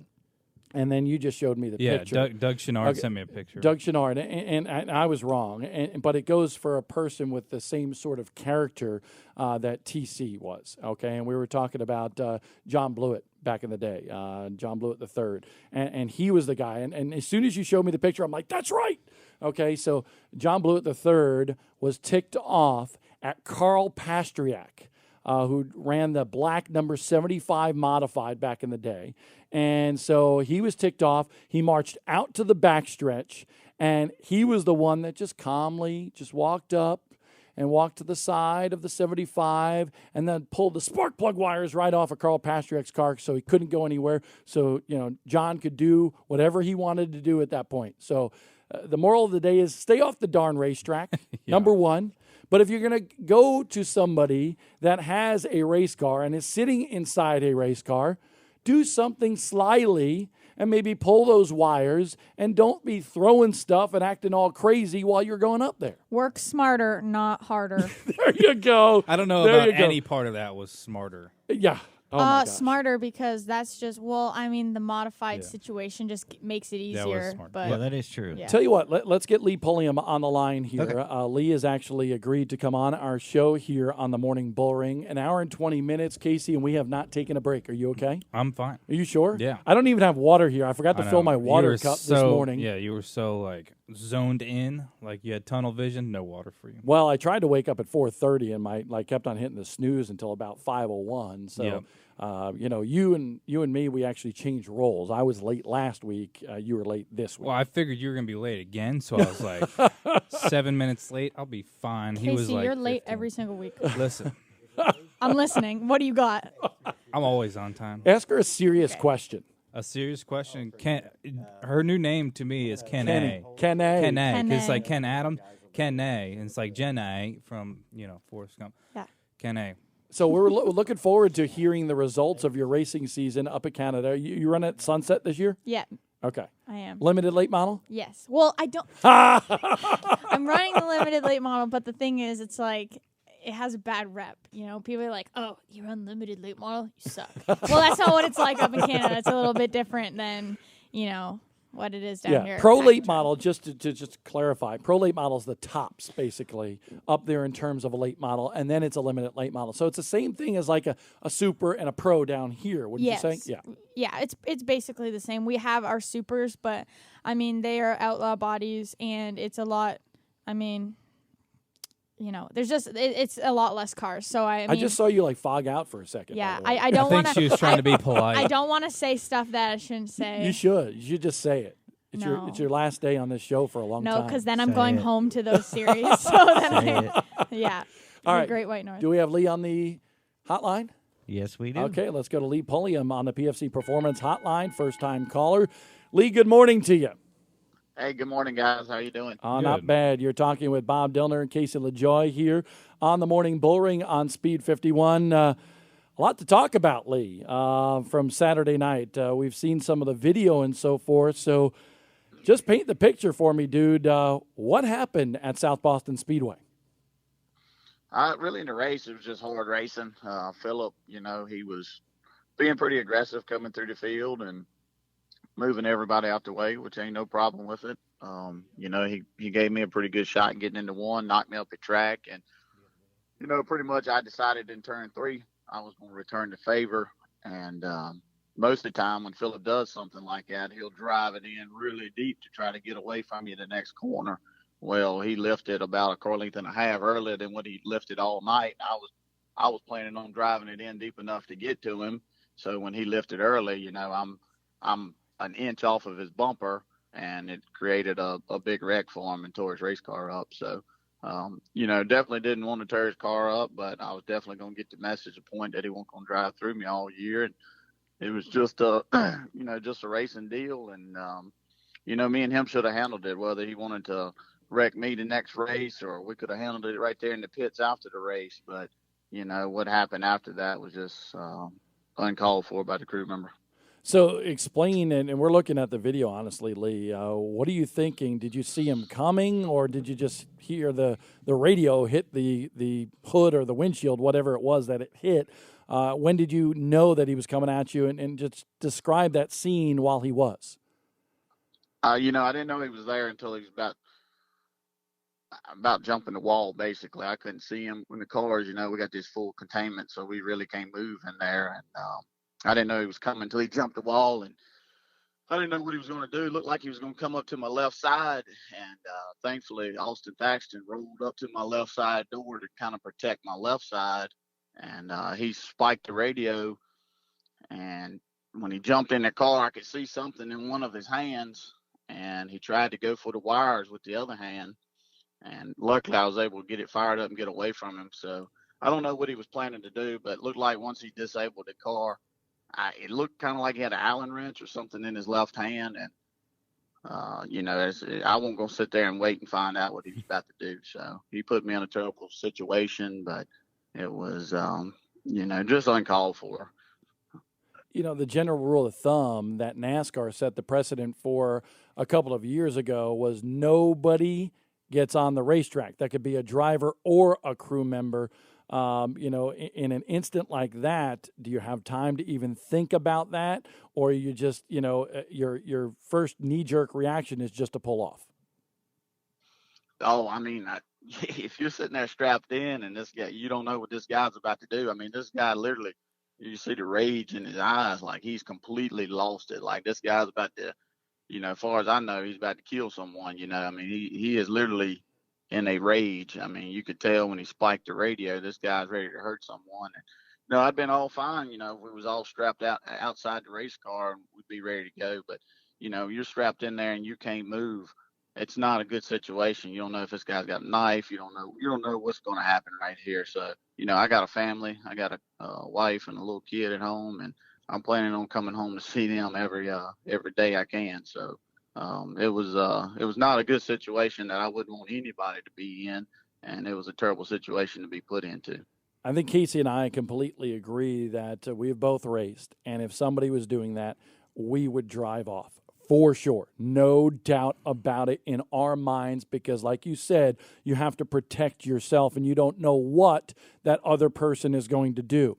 But as we've seen before, NASCAR has different viewpoints. We don't know their viewpoint yet, unless you've spoken to them, and you can address that if you wish. But at the same time, we are sure that NASCAR is going to review what has happened at South Boston Speedway on Saturday night.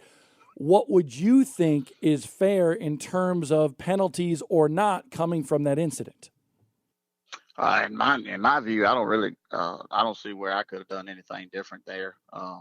And if I was to be penalized from it, they just, that's so be it, because I do the same thing 100 times over. Because like I said, I'm here to come home to my family every night, and I'm not going to try to be killed by somebody else's dumb action. So, from my viewpoint, there was nothing I could have done different there. I've done the same thing again. They you can't let people on the racetrack like that. I mean, if a cup driver had a wild fan run out there, do you think he's going to sit there and not know what that wild fan has in his window when he's trying to get to him? That's not going to happen. I mean, you can't let that stuff go in this sport.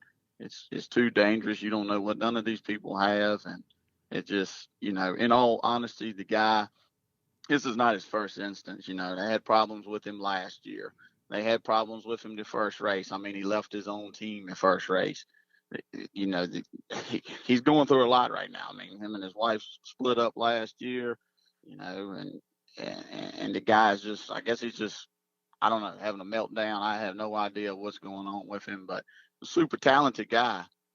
But he just, when he blows up, he just goes crazy. And it's a long history. I mean, this same guy that pulled private parts out and tried to lay it on my car on a few years ago at the Dutch Inn in Martinsville and got the crap beat out of him by him. And, the guy's just, I don't know what he thinks, like nobody in their right mind would do something like that. And it's just, I don't know. It's just sequence after sequence with him. And, he just makes racing where it's not fun, really.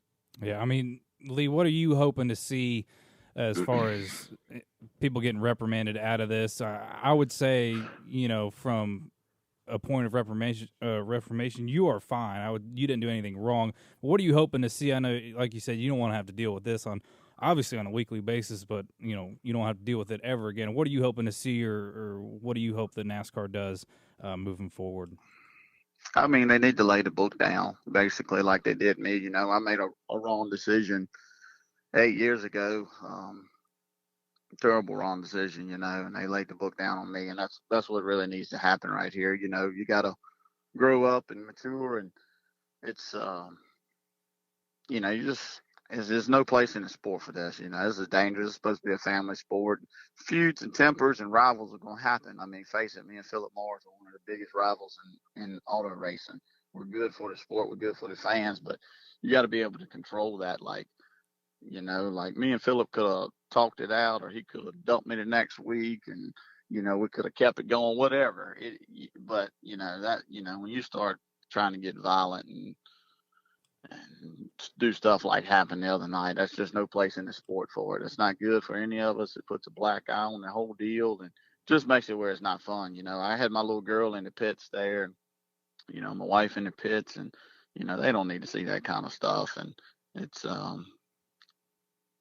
just in my eyes, just no room for that at all. Would you have been okay? Because I always say, and listen, I'm old school. My dad was an old school racer. We fought. The Dillners were known for fighting at the racetrack a lot. So in terms of what happened on the racetrack, would you have been okay? You talked about you and Philip could have talked it out, maybe argued it out. Heck, you could have fought it out. Would you think that would have been a better scenario for two drivers, even if it came to fisticuffs, to settle it that way? Absolutely. I mean, to me, it's between me and Philip. It's, my crew chief ain't down there fighting Philip when the time something goes on or whatever. It's between us drivers. If you want to get all the crews involved, we can have a hell of a brawl. I got a lot of big guys on my team too, and to me, you got to leave that stuff between the two drivers. Is between. They don't know what happened. He don't know. Philip will never tell him that he braked a car length early. He'll never admit that.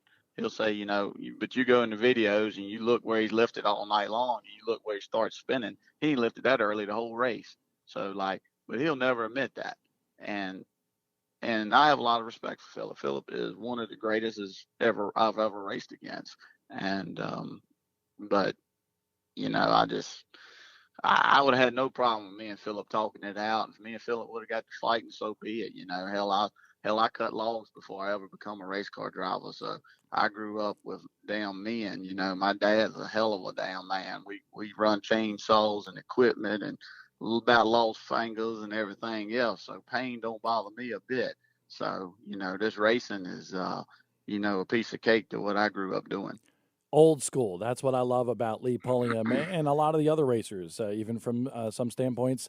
Philip Morris is an old school racer, and you need rivalries in this sport. And I feel bad having you on the show for the first time talking about this, but obviously it's a big talking point. But before I let you go, Lee, I just want to ask you, what's going on with Lee Pulliam this year? I see you have some driver development and so forth. Are you going after that 5th championship, which would tie yourself with Philip Morris? So what's going on this year? What are the plans? Really, my number one goal is to win that Cars Tour Championship with Brandon Pierce. And we've been off to a great start with him. And felt like we had a car that could have won at Hickory the other week, and freaking alternator went out and the battery went dead on it. But, our driver development deal is going really strong. We got Jessica Dana running some races. She finished 3rd at South Boston the other week. Corey Himes going to run some more for us, and got me, him, and Brandon racing this week for the Orange County 30,000 race. We got Jason Barnes, Darren Cochran running out of the shop. So we got a shop full of race cars, and we got a lot of talented race car drivers coming out of the shop. So I see a lot of wins in the future. And, for me personally, I'm only going to run South Boston and focus more on them. So, this year was actually about trying to have fun and just race, close to home 10 or 12 times, just because, we're just so busy at the shop. And, I personally, me and Chris and, Dave and Jimmy and Marshall, we personally are doing, the work on these cars. And it's just not enough time and not enough people for me to be racing every week. I'll race again hard for a national one of these days, but definitely not this year or the next year. There's a lot of comments on social media coming in actually to support you as well, Lee. Nick actually chimes in and says, I agree with Lee 100%. Racing and wrecking and fighting is one thing, but there is no place for people on the racetrack. And I think everybody is going to see it that way. Lee Pulliam, we appreciate you coming on the show. And hopefully next time, who knows, maybe we'll be talking to you next week as the big $30,000 winner at Orange County. We wish you the best of luck in that race. Thank you, sir. I sure do appreciate it. You got it. Lee Pulliam on with us, the 4-time NASCAR Whelen All-American Series national champion, and going after the Cars Tour title for the 2nd year in a row in the late model stock car realm. Again, if you can get to Orange County, Rougemont, North Carolina, that is going to be a show, if not the show, in the Southeast this week. You know what I would do for $30,000? I'd do a lot of stuff, especially behind the wheel of a race car. I wouldn't run on a racetrack. No, exactly. But and that being said, if you want tickets for this weekend's race, Justin Carroll is giving away 2 tickets to the race this weekend just for following him on Twitter and the KDDP Twitter account. So, but basically, you have to follow him. You have to follow him to get an opportunity to win tickets, right? He's not giving everybody that follows him tickets. No. I just want to clarify. Yeah, he's giving away 2 tickets. Yeah, he'd be really mad at you if we didn't clarify that. Yep. Like that one time I said that the yearly subscription was $7.99, which is not true. And remember, the folks at Richmond, I will say, Brandon, Connor, I got to get everybody, Zach, Tom, Evan, Daryl. Fantastic job with all the coverage at the Commonwealth Classic at Richmond this past week. We will delve into that here coming up on the show. We're running out of time already, but you can see all the videos and so forth on the Speed 51 Video Network, just $9.99 a month, $79.99 a year, and you can check out all of the footage. And it was some good stuff. Highlights, interviews, onboards. You love the onboards. Yeah, I'm a big advocate of watching onboard cameras. I love it. I mean, my favorite is the helmet visor cam. That, and I like an unpopular opinion is the camera pointed on the driver. I like watching the driver get after it. You're getting on me for that. Well, I always say I didn't know that, but I do like watching the driver just wheel that thing. You need 2. Yeah. You need a box and box. Yeah. If you're going to do that, and sometimes we've just put a camera on the driver, and I say that is not good because you can't see any you perspective. need double. Exactly. Come on. Some of the drivers don't necessarily want a camera on them either. No, exactly. I got mad. Bubba Pollard, Kyle Busch, Matt Hirschman, 3 of those drivers that don't want that, and I understand and respect that because they don't want to give away their trade secrets. We were coming home from Pensacola on Saturday, and we were watching the Xfinity race on my phone. And there was a part where Justin Haley, and he had the visor cam. Justin Haley got loose and tagged somebody and spun him. I think it was Brad Keselowski. But right before he got loose, they switched to, like, the roof cam. And I got so mad. I'm like, why would you do that? Show the visor cam. Show what he's doing. Well, it was just one of those TD things that press the wrong button at the wrong time. I don't know if it was that, but that never happens. They never, yeah. Yeah, that never happens once. Yeah. Not a once. Hey, by did the that way, happen. my favorite onboard camera ever was Concord Speedway, and I don't know if you were with us at that. I think you were, Mark, where I put the camera on the bottom fuel bar of the fuel cell for William Byron. And I'm like, this is going to be cool because you can see out the back. You can see who's behind him. We did it in practice to try it out. Well, the footage worked good the first time, and then Jeff Fultz and the team for William Byron at that time, they actually made an adjustment on the car, and they brought the ride height down just a little bit, and I basically grounded the camera by 25%. We still have that camera, too. It's going on Tom's wall of shame of all the equipment that we've broken recently. Yeah, but you can find all of those videos like that and so many thousands of others on the Speed 51 Video Network. Please subscribe today. It keeps us in business, keeps us going around to these racetracks, dirt or pavement. We cover everything, 100% short track racing, and that's why we do the subscription model, to be able to go to all these tracks, all these races, all these events, give you all these looks at everything. Some people say we're money hungry. Listen, we're trying to pay the bills to be able to cover more and more short track racing. I cannot believe that we have been an hour and 37 minutes without a single break. Not a once. Not one break. And we still have so much more to talk We about. do have a lot to talk about. I think we need to talk about is the guys cue the break now. If they didn't know the cue there, okay, I was trying to give them a cue that we need to stop talking for a second. You need a break button. That's right, yeah. I can Smack just it. like dun dun dun dun. There you go. And then we can just Hey, cut. you come up with more music than Mark does. Ooh. Mark still does not have stuff in the board And he that was he's a supposed DJ. to. Yeah, I have a DJ dozen- Master Mark. I have a dozen Marky tracks Mark. in there. Yeah. I always ask if I can, play with these buttons over here. Good. He's like, don't hit touch one. those. Hit one. Hit one. Oh, Superman! Jonathan You had to go for Davenport. that one. I did. Oh, wait. I want this one Okay, instead. go ahead.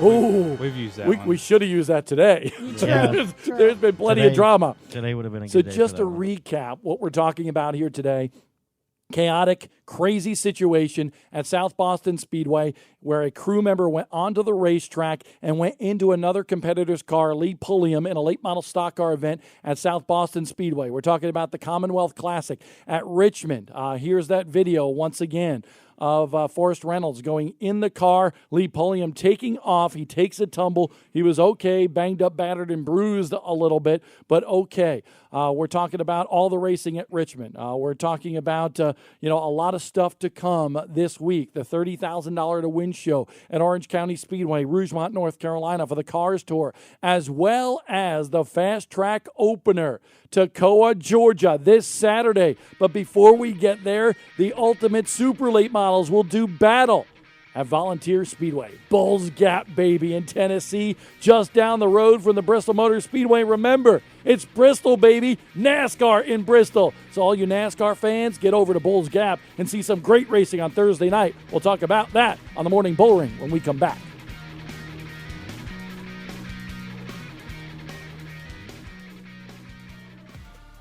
Hey, race fans, download the new Speed51.com app today.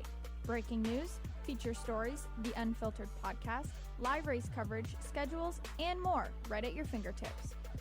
Download it today on iTunes and the Google Play Store.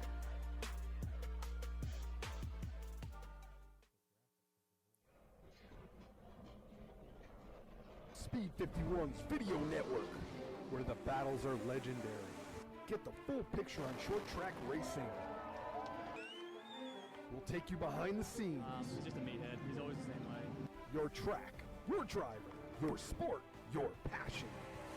Dirt, late models, modifieds, and more. Race highlights, recaps, interviews, and thousands of on-demand videos.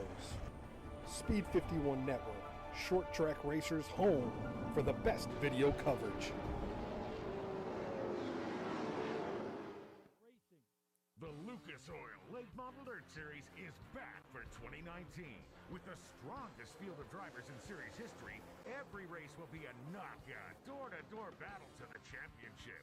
Don't miss the best late model veterans, up-and-comers, and former champs compete in the nation's top dirt track racing. Be there for all the action April 6th at North Georgia Speedway. For more info, call 762-231-9550 or visit northgaspeedway.com.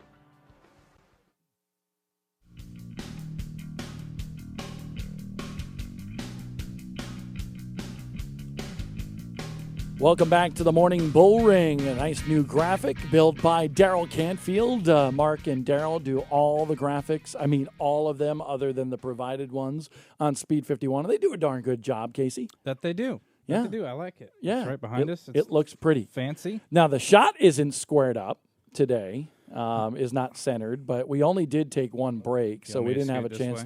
Yeah, like I need to go this way. Okay, maybe I could help it out. Just lean a little bit. That is like and way off. Help that. Yeah, it is, but that's okay. I mean, this is a raw for show. fun. Nope. Yeah. Mark's gonna fix it on the air now. Here we go. There we go. That's a little bit better. Camera 1, you're live. You're live. You're live. Camera 1, I told you you're live. I love it. Bob, a- you know what? Actually, Yeah. when we were at Cherokee and you were directing, I was filming you. I was going to post it, but I was like, I don't know if Bob will want me to post this. But I took a video of you, and you're, like, directing, and you're so animated. You're like, okay, come to the green. You're live. And it was so exciting, but it was so funny to watch Except at when the he's same getting time. his feet cut Yeah, I was together. going to say, Yeah. is that Yeah. when his boots were stuck together? Untangle my boots. Untangle my Yeah. boots. I'm like, they're not even stuck together right now. Well, You're just well, being dramatic. they- They weren't stuck. hey, I'm an on-air prima donna, okay, baby? It's okay. It happens. Listen, I think you can say that I'm not a prima donna, okay? I will say that. Listen, I'll do it. Mark, what will I? Yeah, whatever. I will never ask anybody to do something that I wouldn't do myself. Who was up on the lifts 40 feet in the air? Zach Evans, where the heck is he? He saw it. Mark yelled at me. He goes, if we did that, you would Well, yell no, at us. you were hanging off of the lift, bracing yourself on a telephone pole with one leg. It was more than just on the So lift. basically, Bob's saying he won't make other people do what he does, but he also won't allow other people to That's do the stuff right. that he does. That's right. It's both. Yeah, I got to keep you guys safe. And we are going to miss Kendra. Kendra going back north of the border this week or next week or whenever it is. But, that's why we have our car here, and it's going to remain here. How long of a drive is it, Ken? It's like only 12 hours driving. Like when you make the stops and stuff, it's like 14. So with Do Mark, you make as it'd many be stops with with Mark, it would be like 30 hours. Like seriously. Luckily, my mom's pretty good. We only stopped like 2 or 3 times on the way home, so it's really not that bad. But Yeah. north of the border, Speed 51's going there Yep. this summer, and there's going to be lots of cool stuff going on, including podcasts coming out this summer on 51. Not unfiltered. Did you just say Shummer? Summer. Okay. Like You can make asphalt? fun of me for how I sounded speak like you a said lot, but Shummer. you can't just add in Shummer. random Yeah. letters. I heard Shummer. Shummer. Oh, gosh. Shining Anyway, summer. Kendra is going to be having a new podcast on Canadian short track racing. We are 100% short track racing here on Speed 51, pavement or dirt. It doesn't matter. We cover it all. And one of the things that we love, actually, is that we are the official video home of the Fast Track Series as well as the Ultimate Super Late Models. Both of them in action this week. Thursday will be a lot of fun just outside of Bristol, just down the road, Bulls Gap, Tennessee, the Ultimate Supers. It's going to be a fantastic show. NASCAR fans, you want to see some good racing, head over to Volunteer Speedway on Thursday night for the Ultimate Supers. And then on Saturday, the Fast Track Racing Series kicks off. The Pro Late Models, Toccoa, Georgia. It's going to be a lot of fun to be at both of those racetracks with Speed 51. Let's go to the PFC Performance Hotline right now, where DJ Irvine, who is a representative for both Fast Track and the Ultimate Super Late Models, he joins us now on the PFC Performance Hotline. How you doing, DJ? Oh, not a whole lot, Bob. I had a little car trouble this morning, so I'm just now getting to the office, actually, just pulling up. Oh, bummer. Somebody we know and love, Wesley Outland, apparently had some trouble last night as well. The rig that he was driving in actually broke down on the highway, so it took longer for him to get back to this part of the country than it did Mark Keeler, and that's a record. That is a record. But, Oh, wow. yeah, can you believe that? No. Sorry to hear about your car trouble, but despite that fact, I know you got to be pumped up about this week. I am. This is a big week for us. We've already had a couple of races for the Ultimate Southeast, and then Ultimate Northeast got kicked off. But, this is our first 10,000 to win show of the year. In just a couple short weeks, we'll be at Virginia Motor Speedway for $20,000 to win. But it's always a lot of fun to go to Bulls Gap. I love fast. I mean, you'll have, I think, if you go to our Facebook page, the photo that I've got up there, who the third car is, but that's 3 wide coming off of turn 4 for about third place in 2017. from Bulls Gap. So that's the type of racing you're going to get up there. And then with the Fast Track Racing Series kicking off at Toccoa Raceway on Saturday, this is a place that I think it's the fastest 1,600 feet of dirt in Georgia, and looking forward to be there. Another high bank, a lot shorter than Bulls Gap, but last year we had them battling. We had David McCoy and Adam Smith going side by side for 3 or 4 laps, even for the lead last year up there. So it's really an exciting weekend company wide for us, going up to Bulls Gap and then on to Toccoa. Yeah, Bulls Gap was one of those racetracks that's always been a bucket list for me, Bob. I've never been there, but I always see the videos on Facebook of. Do you want to go Thursday? I got to go to Lakeview on Saturday, so I don't know. It's up to you. You can go on Thursday. That's Saturday. I know He's talking something. Thursday. Listen, Saturday and Thursday are 2 different things. That's true. Yeah. That's true. If you're a real racer like the dirt racers, you could do more than one race in a week. Hey, why don't you go? I'm going to Yeah. Bulls Gap. Okay, going to Going to Bulls Bulls Gap. Gap. Yep. I'll be at both. Yes, you will. Yeah, you will be at both. But so I mean, I like seeing their videos on Facebook of how they track prep that place. They pour water on it, and it looks brutal, track prep. Well, the funny story is, and we've been talking about Elgin Statboy Trailer, and I don't know if I told you this story, DJ, but a couple years ago we were there at Bulls Gap, and I believe it was after hot laps, and one of our guys was in the infield, and they came out and they put a little water down on it. And then all of a sudden, Duke Kenfield and I are there, and we get like an elbow on the side, like a little nudge, and I'm like, "What's the matter?" And they said, "Look at your boy."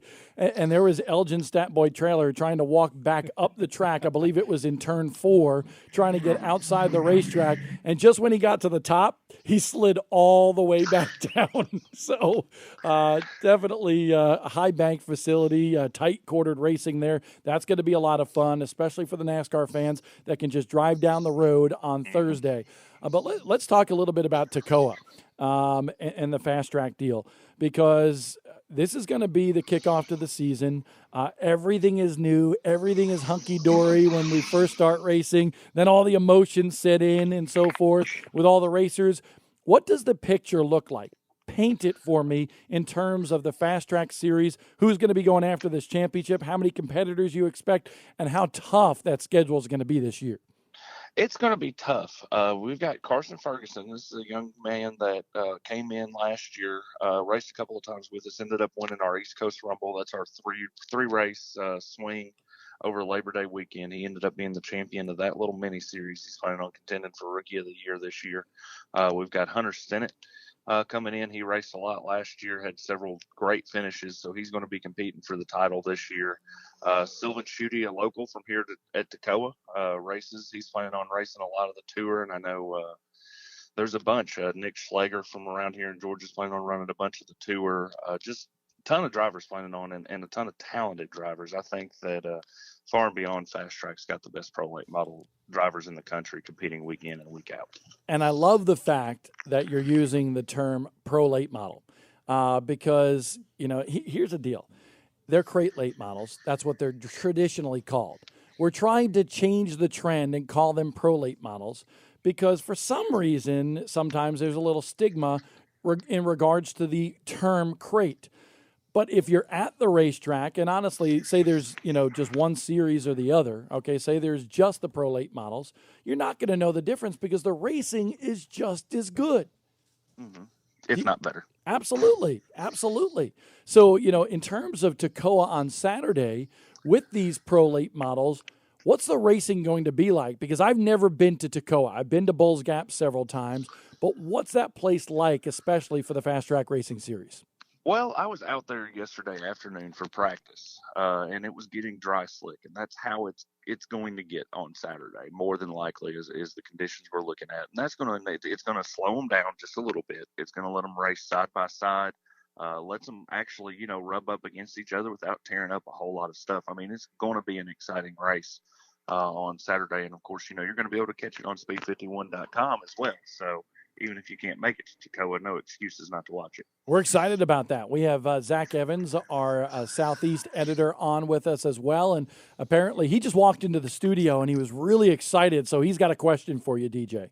Well, all right. For DJ, I'm just going to say I'm really excited I was at the season opener, of course, for the Ultimate Southeast at North Georgia. I'm excited to be at both Toccoa and Volunteer Speedway this weekend, and that's actually why I wanted to come in here. I wanted to give Casey grief because I'm going to both, and then I'll be at Orange County on Sunday. I'm doing 3 this weekend. We can get you to 2 tracks this weekend. Real racer. Listen, my dad is going to kill me if I don't go back to the shop and build seats, all right? We have customers screaming, and I got to build seats. I can't be traveling to racetracks like you two prima donnas all the time. Wow, it comes out. How about that? Oh, man. Well, Sorry. I think your dad, Randy LaJoie, the 2-time Busch Series champion that we're talking about, I think he would give you a pass, honestly. Hey, he's probably going. I could talk to your mom. He's Do you probably need me to going. call him? I mean, you can. Just yell at him for me. Then I'll probably get yelled at when I get there later. Oh, hey, what's Bull's Gap looking like for Thursday too? Do you and Kelly have a handle on? The thing with dirt is interesting because you never quite know who's going to show up. Yeah, It's so much different than pavement, and that's what makes it. It's like an element of mystique to it, and that's what I love. But what do you think about in terms of who's going to show up on Thursday night? I think we've got a chance with where the Lucas Oil Series is this weekend. I think you've got a chance to see some of those guys stop in on Thursday night at Volunteer Speedway.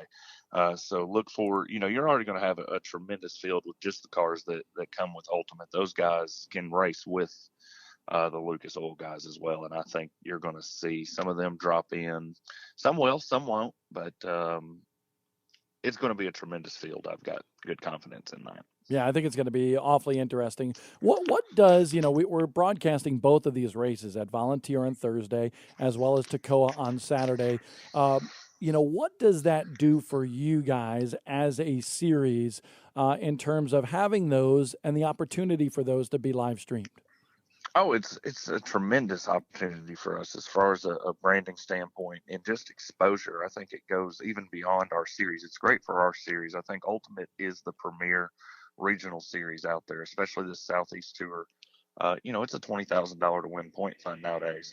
And then Fast Track being what I think is the toughest pro late model series in the country. And of course, leading up to that $50,000 to win Fast Track World Championship and everything, just the exposure that we're able to get that. But it passes down to the racetracks. They're able to showcase their facilities live to a broader audience. And then also even these pro late model drivers are able to get a little more exposure for their sponsors, and hopefully that enables them to go after and attract bigger and better sponsors to even increase the level of competition amongst the pro late models.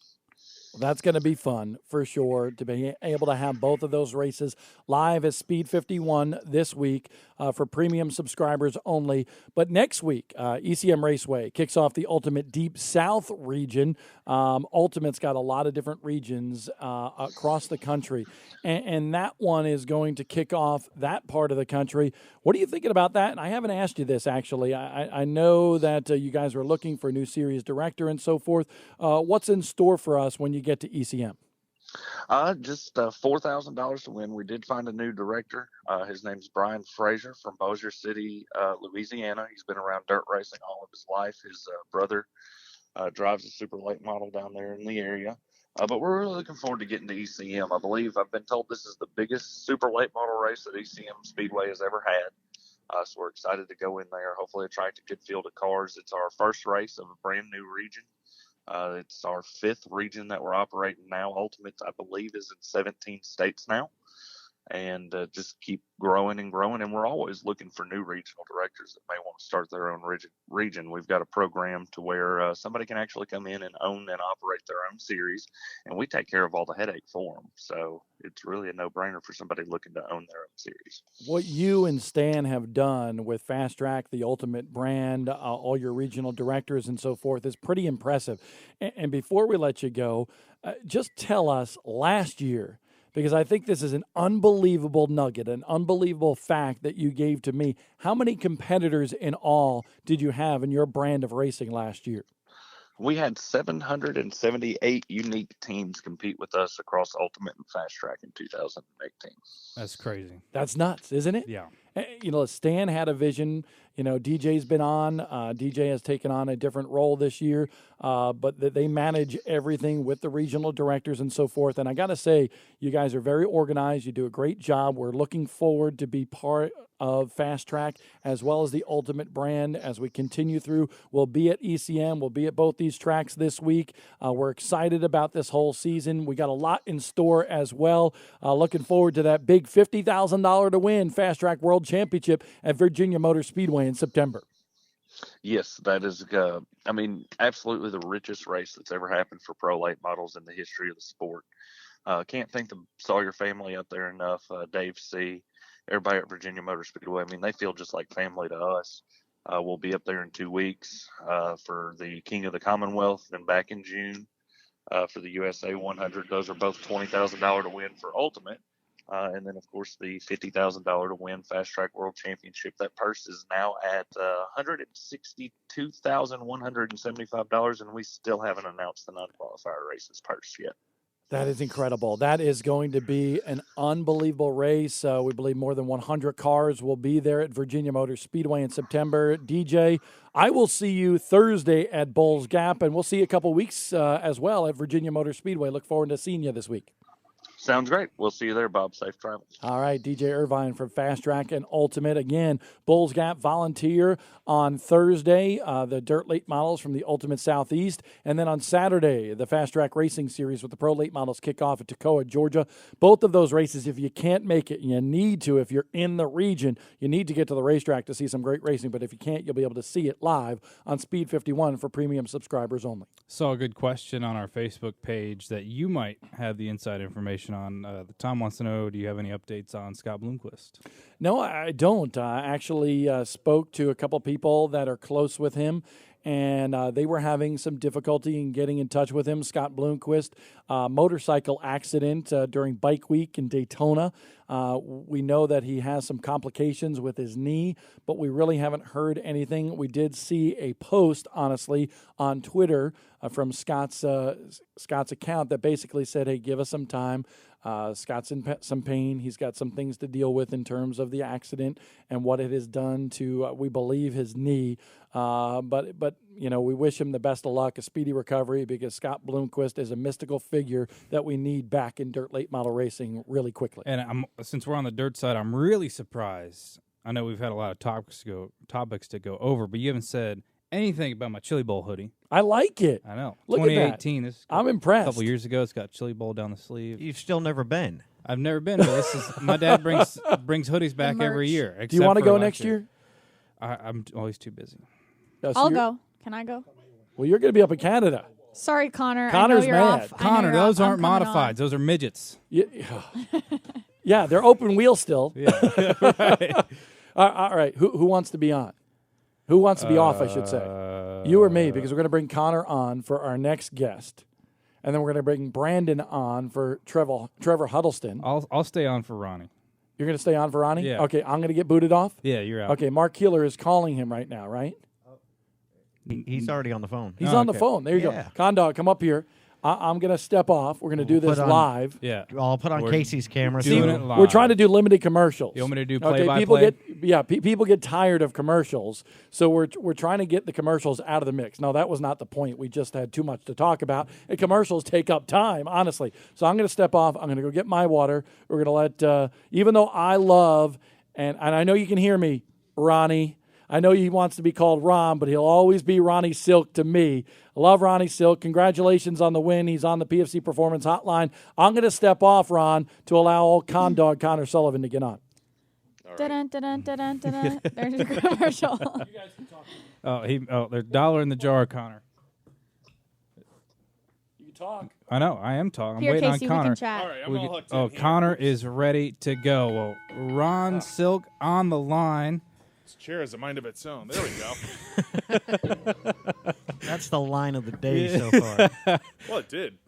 Well, Ronnie, I didn't get to see anything from South Boston, but congratulations. Man, run us through that race. We didn't get to see it all at Speed Weeks. It's good to see you come out of South Boston get a huge win, man. Yeah, it feels good to get a win that early in the season. Great to get a win for my guys. That's their first win on the tour. So I really enjoyed South Boston. It's the first time I've ever been down there. Great racetrack, really well maintained, taken care of. Hopefully we can keep going back there. Ron, it's Connor. Definitely great to see you guys get Kevin Stewart that big first tour type victory. I know he's been around for a while, and I'm sure it means a lot to him as well. Yeah, it meant a lot to him and his brother Kenny. They've had some success on the the True Value Tour and some open races. They've won some of them, but they've obviously wanted to get to victory lane on the NASCAR Tour for a couple years now with Zegedy before me, and to finally get over the hill, they were definitely really excited. Talk about your race out there. Of course, Burt Myers, he led a lot of the race, but he decided to play a little trickery. Stayed out there on old tires, but he managed to run him down in the late laps. Yeah, he had a great car. I mean, he went by me early in the race like I was parked, really, and I saw he was running kind of a different groove than everyone else. He was way up high, and we were able to pit for tires like lap 80 something. Really didn't adjust on the car too much, just took tires and was able to work myself up through traffic, and then eventually was getting to Burt. I think it would have been tough to pass him, but I think I had enough that I could have, whether we had that yellow or not. And then, it's one thing to run all that time on old tires when you're green, but once you get that late caution, tires kind of seal over. I think he probably, lost some grip there for the last restart, and we were able to take advantage of it. Now, I think one of the big questions that a lot of people in the Northeast are going to be asking is, of course, you did a part-time schedule on the tour last year, along with some rounds on the Valente Modified Racing Series. What's the plan for this year going forward? Well, we're not going to do any of the MRS stuff. We got rid of that car over the winter and that engine, so we really don't have anything that even we could run on the MRS. So, our plan was to go to the way the tour schedule was this year. The first two races, Myrtle Beach and South Boston, they're the two worst travel races as far as, from being from Connecticut. So we figured we'd go to those and see how we did. And then everything's pretty close. So, if we continue to run, well and competitive, we'll keep going. If we hit a point where we're struggling, we're not just going to beat our heads against the wall. We'll take a break and try and regroup. But hopefully, a win is always a good shot in the arm and gets everyone pumped up. So hopefully we'll be able to do most of them, hopefully we'll be able to do all of them. Well, Ronnie, I want to know, we talked to Burt Myers going into the weekend just about how difficult of a decision it was either to pick Richmond or to pick South Boston. How much did that weigh on you guys? Obviously, you made the right choice going to South Boston to get the win, but how hard of a pick was that for you and your team? Whether I know Richmond's an awesome racetrack to go to, but so is South Boston. Yeah, I mean, I would have loved to go to Richmond.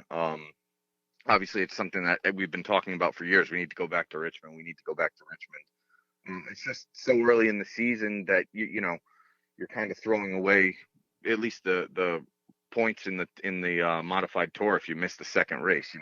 That opportunity is over. So it really wasn't that hard of a decision. As much as we wanted to go race Richmond, we had a scheduling conflict that just wasn't going to work. But hopefully sometime again. I mean, they only had 9 cars, which I know that doesn't bode well for a return trip. But I think when they look at the reason of having another race scheduled against them, maybe we can get another shot at it. Well, of course, when the race was originally scheduled back in the fall, it looked like it was going to be an impressive lineup. And I have to think that if the race in the futures is scheduled in the fall going forward, I think they'll get a better car count. I mean, would you guys think about going there? Oh, absolutely. I mean, I think there were 33 cars at South Boston. I would say probably all of them would have been at Richmond if there wasn't a conflict. So, I hope they keep that in mind and can try it again on a date that doesn't conflict. And that gets into my next question too, is that 32 cars at South Boston Speedway this past Saturday, and you look at some other races, like you look at New Smyrna the last 2 years or so, having up towards the 30 cars or so. And of course, you've got series like the Valente Series and the Tri-Track Series getting upwards of 30 cars. I know the Tri-Track Series had about 40 last year at Seekonk for those 10,000 to win races. What is it about the modifieds that is getting these great turnouts these last couple of years? I don't know. The Tri-Track is a really good deal because it's kind of all short track racing. They make the rules work for all the different series. So it's not like you can't go if you have a certain package. They have a set of rules that will work. And it's not like the motor, you don't really have to have a huge motor to run at the tri-track races. It's all short tracks. So I think that helps with their car count. I think that the spec motor has helped with the NASCAR Tour car count. I think it's just made it more affordable. Maybe the initial buying of the engine is not that much cheaper than the old stuff we used to run, but certainly the maintenance and refreshing costs is much cheaper. So I think that has worked out pretty well. Hey, Ron, Brandon, Paul here. Obviously, this past weekend, you pick up the win at South Boston. You're talking about the tri-track stuff, and we're going to be doing a lot this year with the tri-track Open Modified Series on the Speed 51 network, as well as the Valenti Modified Racing Series. But what are your plans beyond the NASCAR Wheel and Modified Tour with Kevin Stewart? I think that's pretty much all that I'll run with Kevin. I'll run the tri-track stuff with Bob Horn, who I've run with the last couple of years. We had a great year last year. Came down to the wire at the end with me and Matt at Seacock, and he just edged us out. But hopefully we can try and do one better this year in that series and win the thing. Well, Ron, of course, you're going back home. Thompson Speedway Motorsports Park Icebreaker coming up on this coming Sunday. What do you think? What do you think about your chances? I mean, I think we'll run good. Thompson's always been a pretty good track for me. It's where I got my first couple tour wins were at Thompson. We ran real well there at the World Series last year. I think finished third, but we're up front the whole day. So I'm optimistic. I love Icebreaker weekend. I love when the racing starts up here. So hopefully we can stay out of trouble, have a fast car, and be in contention at the end. Ron, Thompson's a track that obviously has a rich history with the modifieds. You guys go there 4 times this year with the NASCAR Wheel and Modified Tour. Just how cool is it to race at that track on such a regular basis and be part of such big events such as the Icebreaker, the World Series, and the other events that they host? Yeah, it's great. I mean, it's probably my favorite racetrack. The racing there is very intense, fast track. They do a great job with the facility. It's beautiful. Same with Stafford. We're lucky to have 2 tracks like that in Connecticut for sure that have a lot of our races at them. So just eager to get started up here and kind of get in the groove of the season. Well, Ronnie, thanks for coming on the Morning Bullring this morning. I'm sorry, I'm always going to call you Ronnie. He's family to me. My dad is his god. He's my dad's godson. So Ronnie will always be my family. Connor, I'll see you Sunday, Ron. I'll actually see you Saturday up at Thompson. Looking forward to seeing you, man. All right, man. I'll see you up there. In case you can call me whatever you want, buddy. Ronnie, we love you. It's Bob. Hope to see you sometime this year, buddy. All right, man. I'll see you soon. Thanks, guys, for having me on. Thank you. Thank you, Ron. Well, Connor, it's time to switch gears and cue the music. There it is. Yeah, we still got some news to get around to. Hey, why not? We'll start with the modifieds. First, we'll go back to Richmond Raceway, which you can tell by my nice shirt, man. Yeah, I like it. They're selling cheap, $10 this That's weekend. A good deal. It was a really good deal. Hats, t-shirts, $10 at Richmond Raceway for all the fans in the souvenir stand. Again, it's Fanatics too. Good brand. Yeah, yeah. It's very solid stuff out there. Again, tour type modifieds. They returned to Richmond for the first time in 17 years. And yes, there was a low car count. There were 9 cars there, but oh my goodness, was it so cool to see those cars on the track. Of course, it was big money. Matt Hirschman getting the big $7,000 check after 75 laps in that one. And by the way, I will go on the record. You got to kneel down, Bob. I got to what? You're only like your eyeballs are showing. Okay, there you go. There we go. Yeah. I got to go on the record and say I love modified racing. Hashtag modifieds mainly. Ryan Priest made it famous. I think it was awesome to have modifieds at Richmond. I think it's awesome to have modifieds at an awesome track like South Boston. But people need to be smarter about scheduling modified races on top of each other in the same state on the same day. And I look at the person who had it set first as the person that lays claim to that date. Tom Mabry and the staff of the Pro All-Star Series had those modified scheduled before the NASCAR Wheel and Modified Tour schedule came out. And for that fact, I'm highly disappointed that NASCAR scheduled a modified tour event upon Richmond. Yeah, well said. Yeah, I think it's a tough deal, of course. again, this was scheduled back in the fall, and that was really going to be a great car count for the modified. It's definitely tough once you get into the spring, especially now that NASCAR is scheduling all these races, but definitely something to look at that's going on. But on to South Boston Speedway. Again, Ron Sill taking down on the win on the NASCAR Wheel and Modified Tour. 11th career victory on the NASCAR Tour for the 2011 champion. Held off Chase Dowling, who was driving for Jamie Tomeno this past Saturday. Jimmy Blewett rounding out on the podium as Jimmy Blewett's been putting it's a together near dead some- heat also for the points lead. Doug Kobe, Don't yell at me. 1 point lead. I'm just enthusiastic, man.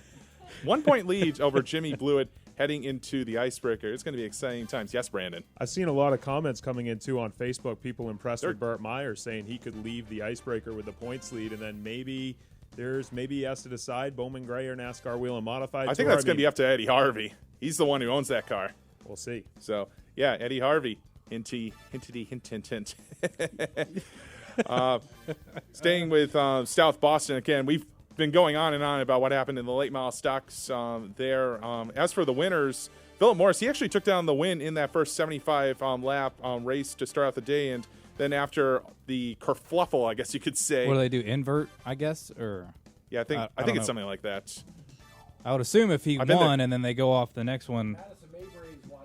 Madison's watching. She could let us know how they lined him up for the second race. Well, after the late race kerfluffle between. Did you make that word up? He likes I've heard that that word, somewhere. I don't kerfuffle. know where I got that from. Between Philip Morris and Lee Pulliam, it was Peyton Sellers who took down the win in the second 75-lap race for that one. Is sticking with NASCAR now, going out to the West Coast. Finish of the weekend, I think, had to be between, again, the aforementioned Trevor Huddleston and Tanner Gray. Huddleston putting in on the outside, Gray on the inside. Huddleston getting the victory at his home track, which is so awesome to see. The Huddleston family, Casey, they put in so much to that track. It's really cool to see him. By the way, first career K&N West victory for Trevor Huddleston, so congratulations to him. Yeah, that was an awesome finish. Tanner Gray did an awesome job, too. And he's going to be talking to us this morning. So on the other side of the break, now that news is over, stay tuned. Got one more. Oh, man. Yep, just got It's one not more. over. It's not over. LaSalle Speedway Thaw Brawl. First half of the weekend, unfortunately, succumbed to the weather, but they did get racing in on Sunday, both for the American Ethanol Late Model and Modified Tours. Tyler, the winner in the Late Models. Alan Weiser in the Mods. Okay, now We're good now. Yep, we're I'm going good. to check with you before we go to Had break. to Are hit- we had good? to hit the jerk. And that race, guys, was on dirtondirt.com for Yep. those who couldn't make it. So Okay, I'm Good going to do a stuff. round table. Are we all squared away? Can we go to break? Well, We actually, gotta I do check just with one Tom. more Check. thing. I do What's want to up? apologize. Austin Reed was going to be on this show. He promised to be the winner of the Pro All Star Series race at Richmond. The Open race. obviously the Open. Yes, Connor. Details. But we want to apologize to him. We're going a little long today. A lot to talk about, but we did have a great interview with him on the Speed 51 network. So check that out. Great kid, good guy, and congratulations to him on the big win. Also, a weekly competitor at Millbridge. Bob, did you know that? He races at Millbridge Speedway. Connor, I know you're excited for Millbridge Speedway, but on the other side of the break, wow, I butchered that. Trevor Huddleston on the other side of the break. Keep the music going. Don't.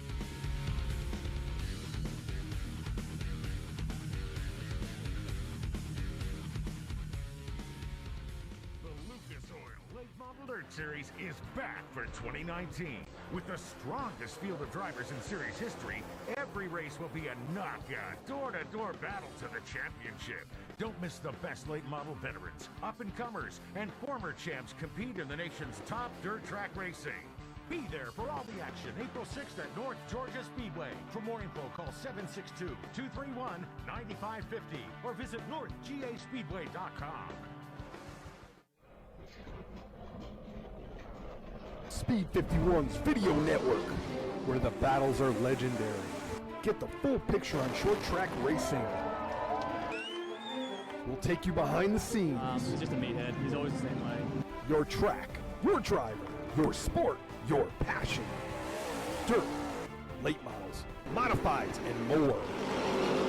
Race highlights, recaps, interviews, and thousands of on-demand videos. Speed 51 Network, short track racers' home for the best video coverage.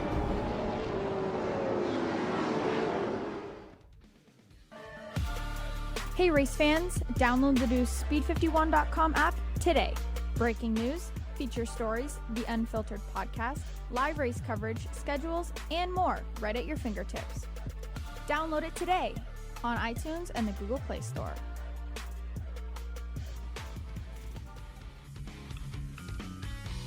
It's 9:15 in the morning now here on the Morning Bullring. I'm Bob Dillner. I'm joined by Brandon Paul, who is plugging in his headphones, getting set to make his first on-set appearance here in Studio 51.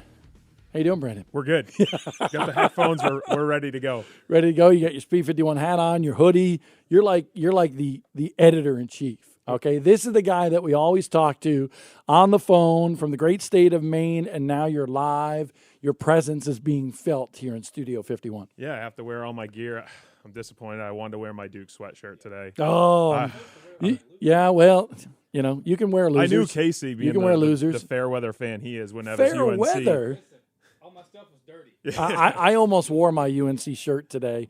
And then I realized I had a meeting a little bit later that I needed to not wear a UNC shirt too. So, hey, they're both losers out of March Madness. We've had plenty of madness going on in the world of short track racing this past weekend. We talked a lot about the chaos at South Boston Speedway between Lee Pulliam as well as Forrest Reynolds, crew member for Philip Morris, who went on to the racetrack and went into Lee Pulliam's car. Pulliam sped off.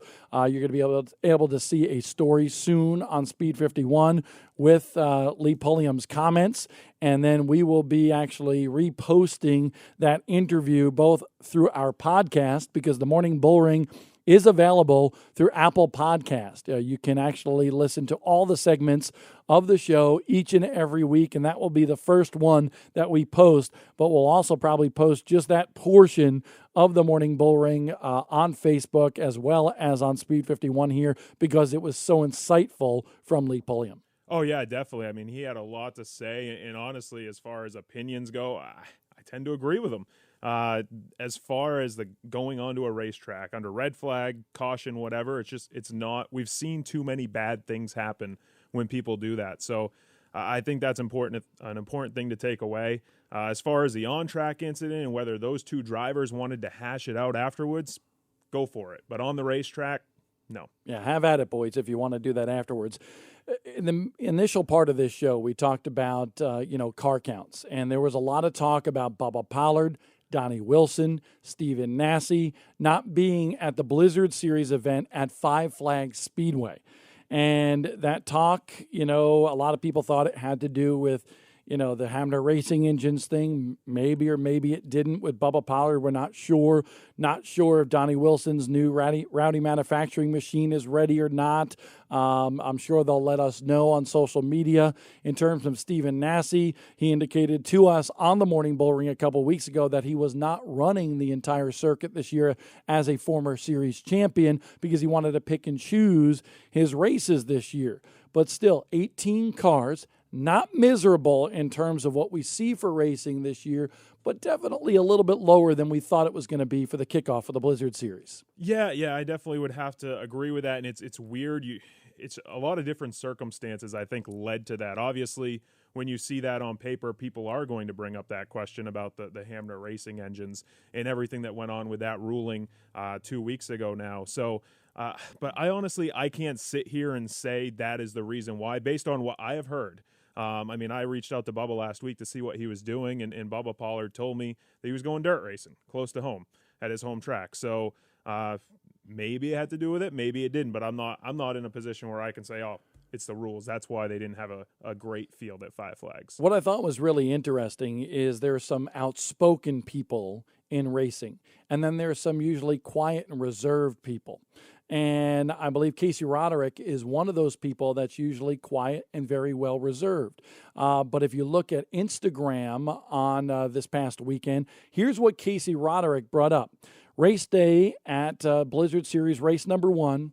You have a problem on your hands when the infield looks like this one at the home racetrack of the Snowball Derby. A lot of issues going on in short track racing right now, and it's a shame. It's time to act on this issue. Starts with being ruled to death in terms of the rules for super late model and pro late model racing, and the new rules for 2019 suck. It's clear in this video we have a problem for the first race of 2019 for Five Flags Speedway. We maybe have 17 cars. I think it was 19 overall. Trying to save racers money in the wrong places. How about one-day shows, lower cost on these terrible tires we're on, different tires, less practice, and tech needs to be worked on as well. These teams in the video have been here since 10 a.m., and all we've accomplished at the time that Casey actually posted this is tech. Time for some serious cleanup. Change for the future of our sport of short track racing. It's no fun as a racer. We're here to put on a show for the fans. Hashtag no cars, no fans. That was some interesting commentary there by Casey Roderick, and he now joins us on the PFC Performance Hotline, playing Monday morning quarterback. Casey, what are your thoughts on what you posted the other day? Well, I mean, yeah, I think it explains itself. I'm usually not outspoken like that, and I keep my thoughts to myself. I may have stirred up some controversy, between different people, but I just felt at that time I needed to make a post like that just to, I think everybody's aware of a problem. It's just a shame, that's one of my favorite tracks to go to, and it's not just Five Flags. That's not why I made the post. I'm sure a lot of people, look at that and say, well, I'm pointing fingers at Five Flags, but that's not it. It's all around us, the racetracks we go to are struggling, and for cars, people in the stands, everything, the whole 9 yards is struggling right now. And I'm not going to elaborate on it too much. I think the post explains itself, and there needs to be some change, and that's just how I felt about it. I felt like that post was real, and I don't see where it hurt anything, to be honest. No, honestly, I applaud you for that, because when a quiet, reserved guy like yourself speaks up, I think that speaks volumes. And you are now, Casey, I know you consider yourself just this young guy and just trying to come up through the ranks, and you have a lot of talent and so forth, and we'd love to see you go elsewhere through the upper echelons of racing. But at the same time, you're one that people look up to right now, and therefore I thought that post was quite appropriate if that's the way you felt. So, I thought that was a good thing. And Casey, obviously you put out your opinions on that Instagram post, but as far as from a driver's perspective, you're a guy, you travel all over the country. I mean, we've seen you up in Berlin, down in Five Flags, everywhere in between. What would you like to see done, and what do you think needs to be done in order to fix this? Well, we're worried about a quarter inch on a valence. People getting tossed out in tech for a quarter inch on the valence. I think that's a little much. We're not cup racing here, and the thing I see what's going on right now is the more we're rolled to death, the less hobbyist racer you're going to see. And if you look at the pits and all, it's not no average Joe racing anymore. They're all showing up in these big rigs. They all have money to do this. But what this does is, and you see it in NASCAR every day, every rule change costs money. So when we have to meet a certain criteria through tech that's really strict, that raises the cost of everything, because everything's got to be perfect. And, if you look at all the people in the pit area right now, a lot of them hire all their work done. That costs some serious money. I don't think people realize how much it really does cost, and we've got to take a look at that situation and get it to where it's not quite that bad. it's going to be hard to do because I think it's too far gone in the wrong direction. But I think it can be helped out. I just that's my opinion on that. There's probably a lot of people that disagree. Now, don't get me wrong, we have to have a certain set of guidelines we have to go by. But I you can't really compare dirt to asphalt with how they do things. It's a totally different ball game. But I went dirt racing last weekend in Mississippi. I ran a dirt modified at Why Not Speedway in Meridian, Mississippi. We got there. It was on Saturday afternoon. We got there about 4:30. We were late. Driver's meeting was supposed to be at 4, but got there and 4:30.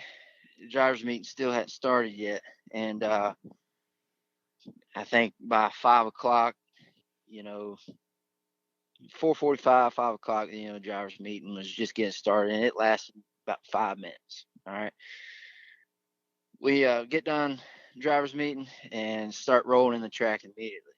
And then hot laps. Hot laps was combined with qualifying. So I got 3 laps on the racetrack. I qualified second. And once everybody got done hot lapping, we went into heat races.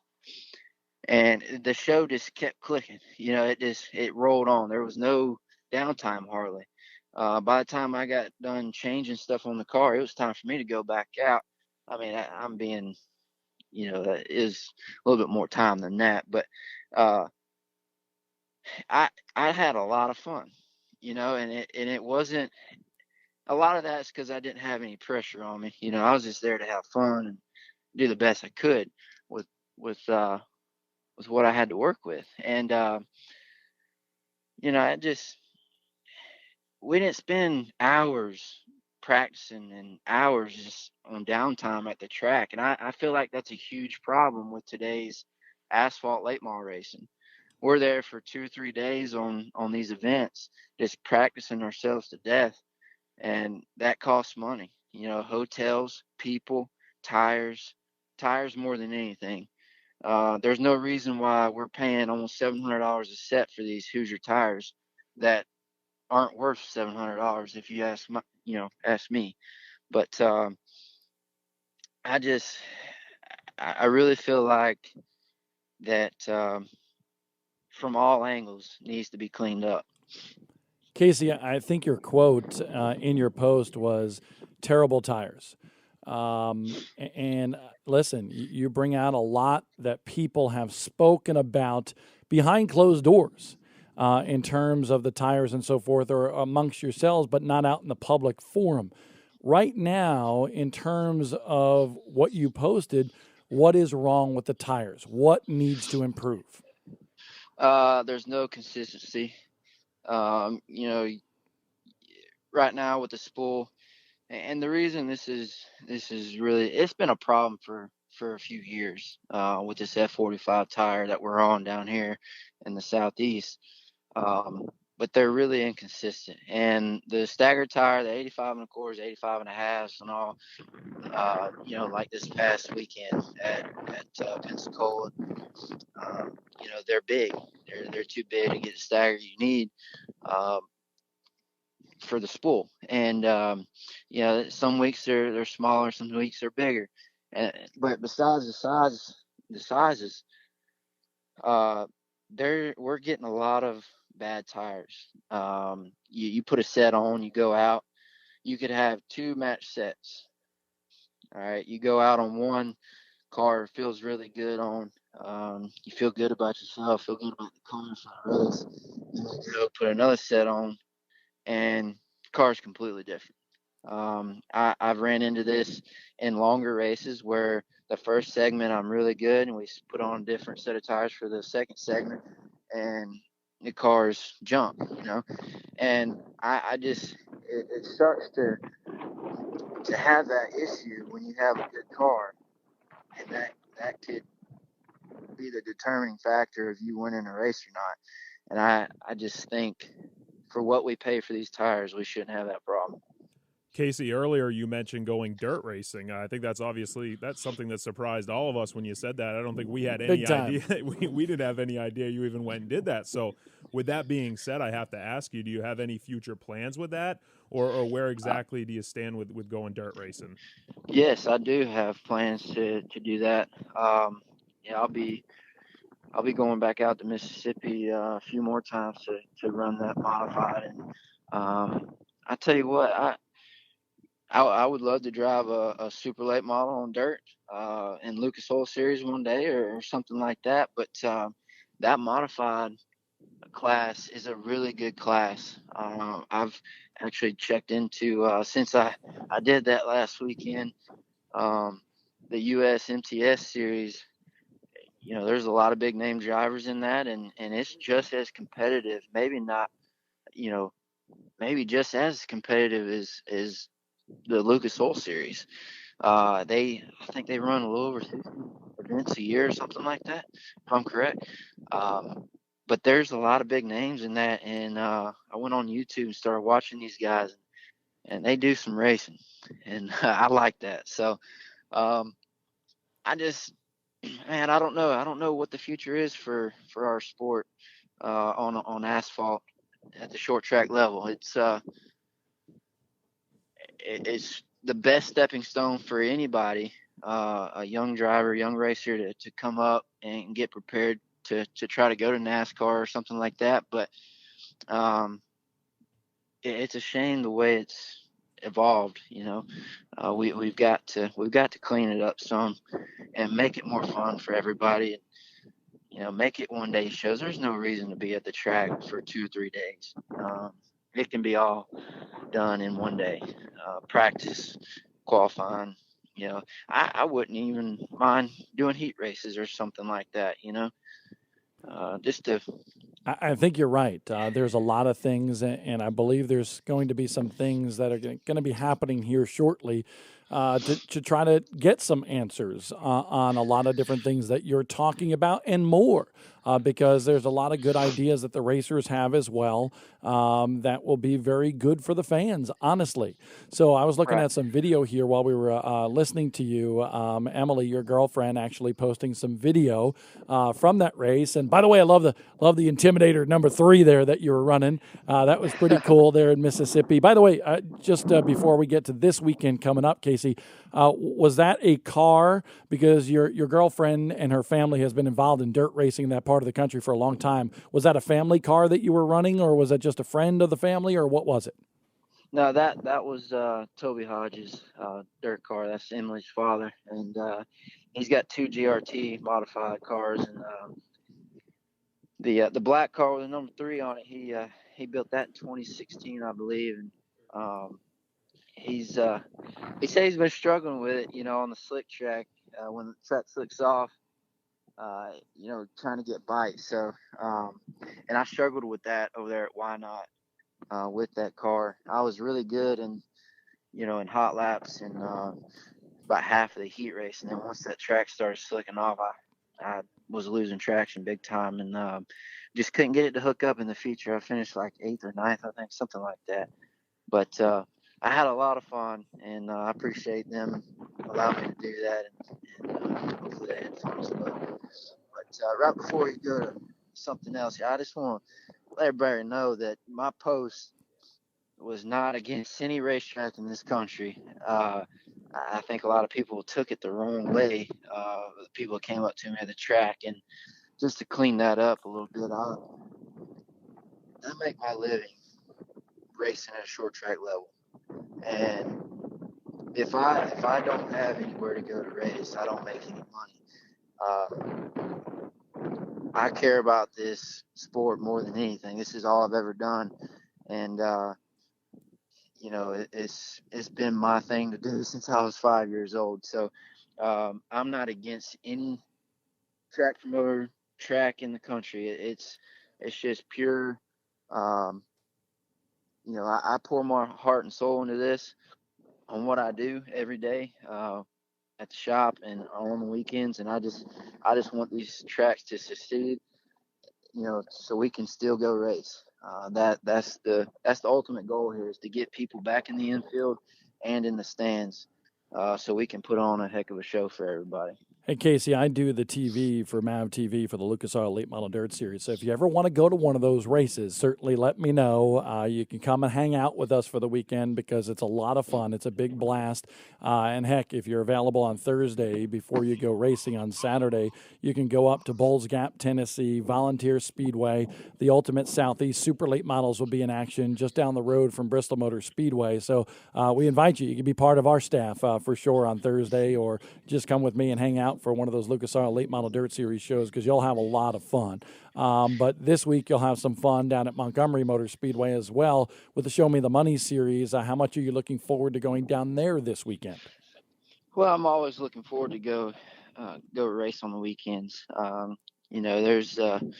We're on a pro program. We've got some work to do. I feel like with the Fury car and the Super, we've gained on some things here, and we're getting in a good spot right there. But came off a pole at the Rattler 250 and op, and unfortunately we had a clutch go out on us in the race, and I could have won that race down there. But anyway, we qualified decent at Pensacola, and we had a strong car in the race. It's still just too free at the end of the race. But anyway, on the pro side of things, we're really struggling with rotation with our car, with the grill cars right now. So these guys have gotten really, really good. These newer generational cars are better, I feel like, and we're struggling to keep up now. And it's going to be time for a change in that shortly. So we'll see how it goes. Augie was really strong the last race, for the Alabama 200. It'd be interesting to see if he's that strong again. I'm sure he will be. Well, Casey Roderick, we appreciate you coming on the Morning Bullring, especially with a bunch of questions to face. I'm sure you faced a bunch of those questions on Friday at Five Flags Speedway, but you're honest. You weren't, bashing anybody, and we appreciate those comments because honestly, I think they could lead to something very good for pavement short track racing. Yeah, absolutely. And I'm like you said, I'm not bashing anybody. I'm not bashing tech. I'm not bashing the track or the promoters at all. I just think we need to spend less time doing that sort of thing. We have to have tech. I mean, that's the wrong thing to do is to have no tech. But we can clean that up a lot and make it faster for everybody at the track. And that was my whole point of that post. So hopefully people understand that and don't take it the wrong way. And let's all come together and make this happen for everyone. I think that's so going to it makes happen. it more fun. Absolutely. Casey Roderick, good luck at the Show Me the Money series, the Pro Late Models, when they battle Montgomery Motor Speedway this Saturday night. And that race can be seen live on the Speed 51 video network as well. Brandon, a lot of comments coming in as well in terms of some of the comments that Casey made and so forth, which I thought was a very strong, well thought out, and intelligent comment by Casey Roderick. Yeah, for sure. And I think you mentioned it as far as him being just well-rounded and respectful with his opinions. I think that's the key thing. Just getting on social media and whatnot and bashing isn't the best way to go about it. But as far as the comments, one of the guys we mentioned, Donnie Wilson, not afraid to share his opinions not at on all. social media, basically said, if you don't agree with the rules, stay home. And that's what he did. So he chimed in with that. Also, he chimed in again saying the 30-45, 30-35 tire combo is the solution when we were talking about the tires. There's a lot of talk about the tire situation, and it has to do with the rear end and so forth. And I know there's a lot of conversation going on about that right now in terms of the racers and some of the people that make those decisions. And also Dennis said, Dennis Dean, when Continental Tire bought Hoosier is when the problems began.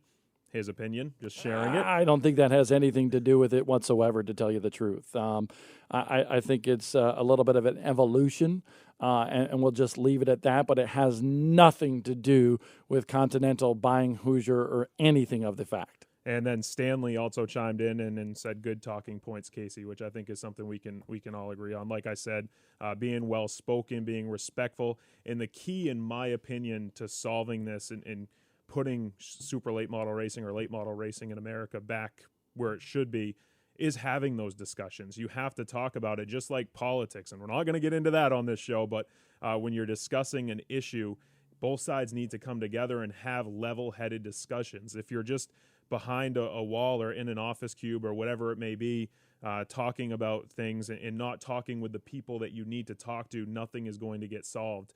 So I think that's the key point. People need to talk. Absolutely. You just can't rule with a complete iron fist. You need to discuss things and then make your decisions based on those discussions, even if they go against the people that you discussed it with. So a lot more to come. We still have Trevor Huddleston coming up.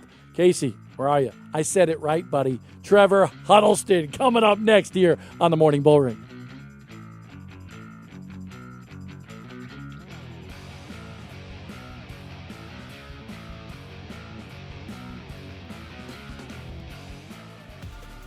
Hey race fans, download the new Speed51.com app today.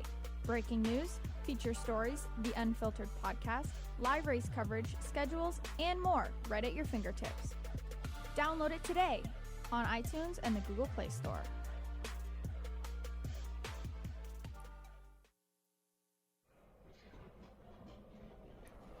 Speed 51's video network, where the battles are legendary. Get the full picture on short track racing. We'll take you behind the scenes. He's just a meathead. He's always the same way. Your track, your driver, your sport, your passion.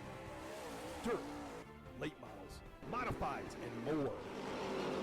Race highlights, recaps, interviews, and thousands of on-demand videos. Speed 51 Network, short track racers' home for the best video coverage. The Lucas Oil Late Model Dirt Series is back for 2019. With the strongest field of drivers in series history, every race will be a knockout, door-to-door battle to the championship. Don't miss the best late model veterans, up-and-comers, and former champs compete in the nation's top dirt track racing. Be there for all the action April 6th at North Georgia Speedway. For more info, call 762-231-9550 or visit northgaspeedway.com.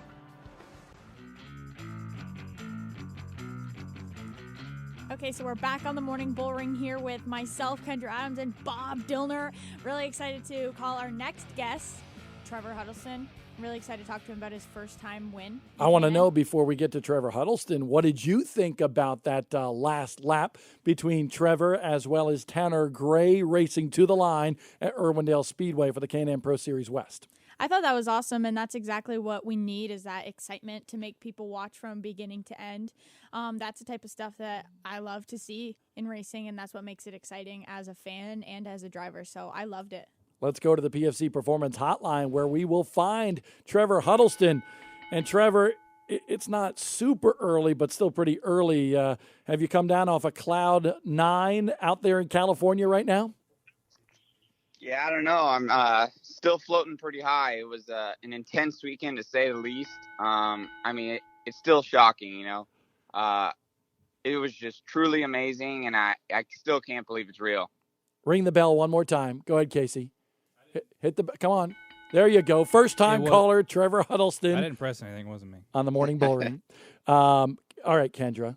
You're hosting here, so take it away. Okay, so forgive me. I'm a little new here to this whole hosting thing, but just go on and tell me how. I mean, you were up front the whole race, and then you get somebody on your back bumper the last lap. How'd that feel? It was pretty intense. You know, we had a great car all weekend long. You know, we knew we were going to be quick in the race, and we just kind of had to wait our time. It had 150 laps, which is at Irwindale Speedway is plenty of time to make stuff happen. We were battling some mechanical issues, but my team, we worked through them. Tried to patch them up as best as we could.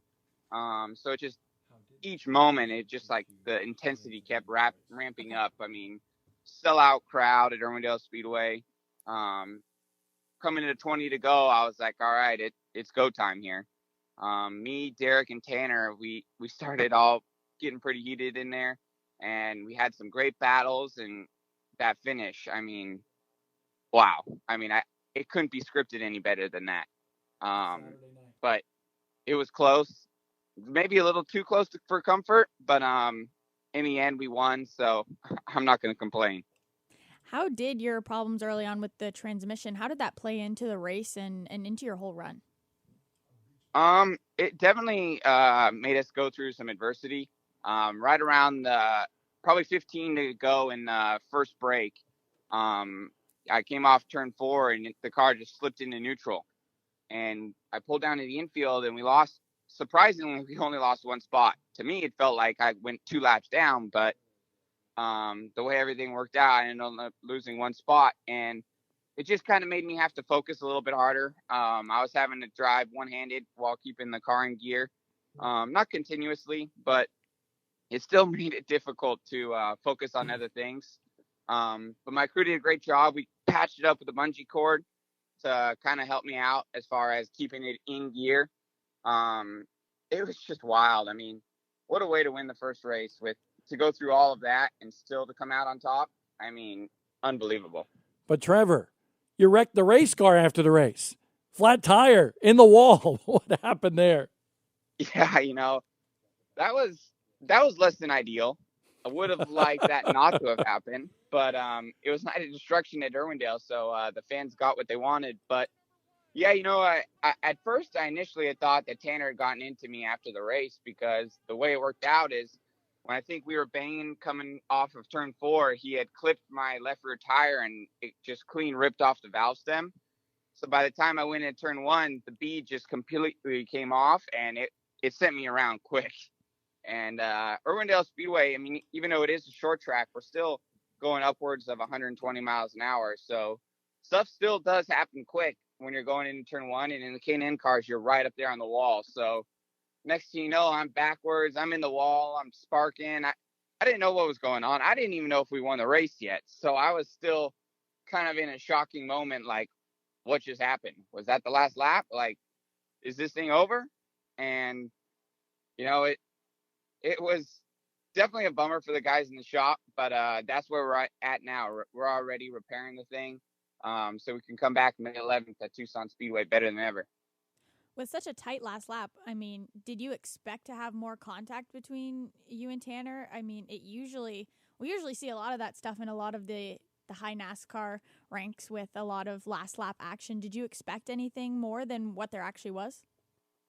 Yeah, I definitely kind of figured he would get into me pretty hard. I mean, he's going for the win just like as I was. So, like you said, he didn't really rough me up too bad. We kind of banged doors a little bit down the front straightaway, but I mean, that's part of racing. He did a pretty good job at holding his line because, I mean, we ran side by side for most of the race and we were battling back and forth and we had very little contact. So, yeah, I mean, he is a cleaner racer than I had initially thought at that moment because I was kind of heated. Like, did he take me out after the race? Like, what the heck? But, he did his job and it came down to a drag race and luckily we ended up out on top. He's converting from a straight line approach. Trevor, I don't think he knows yet just how to rough you up a little bit more. He wants to stay clean. He wants to really earn that respect. And I respect the heck out of Tanner Gray and what he was able to accomplish the other night, especially with just, very few starts, especially in this style of race car, in terms of him coming from last year's NHRA Pro Stock title over here. So both of you, I think, have a great future. What is in your future right now in terms of your racing, especially for 2019 and where we're going to see you? Yeah, you're definitely going to see me a lot in the K&N Pro Series West this year. Obviously, Bob and Maureen Brancati from Sunrise Ford Racing, they gave me an amazing opportunity to drive the number 9 Ford Fusion. This team has just a caliber of drivers: Ryan Partridge, Derek Thorne, James Bickford, all these different high-level drivers that have gone through their program and have gotten honored to race for the team. We'll be running full-time in the K&N Series, hopefully going for a championship if everything plans out well. We'll be doing some Southwest Tour stuff and some late models and, just trying to put the pieces together, trying to build a perfect season, trying to be in the seat as much as possible because no matter where you're at and no matter what you're doing, seat time. So that's our goal now. And, maybe we can put some stuff together to run some higher divisions. But other than that, I'm just honored to be where I'm at. Well, Trevor, we appreciate you taking the time and coming on the morning Bullring. I know it's early out there, 6:50 in the morning. We wish you the best of luck this year after that big win at Irwindale. I appreciate it. Yeah, hopefully you see that number 9 in victory lane a lot more. Thanks for having me on. I really appreciate it. Have a good week. You got it, Trevor Huddleston. Big win, Can-Am Pro Series West. That was exciting, and I think you're going to see Tanner Gray win as well before too long. I think one of my favorite things about that race and then after was what I saw on social media from both of them. Like Tanner Gray was on social media saying, wow, that was an awesome race. Like, we didn't get the win, but, you know, it felt like it, you know, you're in that whole thing. And just to see that kind of appreciation and gratitude on social media, even after you don't win, like, that's just awesome to see. And I love that, especially from young drivers. It's hard to sometimes grasp. You're like, oh, that should have been mine. And when you do, it feels really good in the racing community. An enjoyable perspective. That's hard to say. Enjoyable perspective, at least for me, from both of those drivers, because usually you see them arguing back and forth and so forth. So we finally played a little April Fool's joke. It's April 1st. We couldn't figure out how we were going to do that. Our April Fool's joke is on Austin Reed, the big winner at Richmond. Austin, we're going to have you coming up next here on the Morning Bullring here on Speed 51. Kendra, time to send it to break. We'll be right back here on the Morning Hold Bullring. on, though. I have something to say. What? Before we go to break, now you know how it feels. He said, what the? Now you know how it feels. Before we go to break, we have something really cool that's on the network that we have to show. So right are you gonna show me the tease? Yes. Thank you. Okay, but let's see this. This is probably the coolest tease we've ever had. But don't do the tease. Show me the real thing. No. You don't No, want you got to get the This subscription, isn't Richmond. Bob. This is from Five Flags, and this is Connor O'Kresick. Okay. Connor O'Kresick, Five Flags Speedway. Yes. I should have known that by looking at the video. I do have a monitor in front of me. Are we going to play it? I think he's trying to play it. Okay. We're waiting. talking about Tom Ryan here. Can you believe how good that exit was going to be, and then Casey ruined it? Wait. Oh, it disappeared. Wait. Technical difficulties.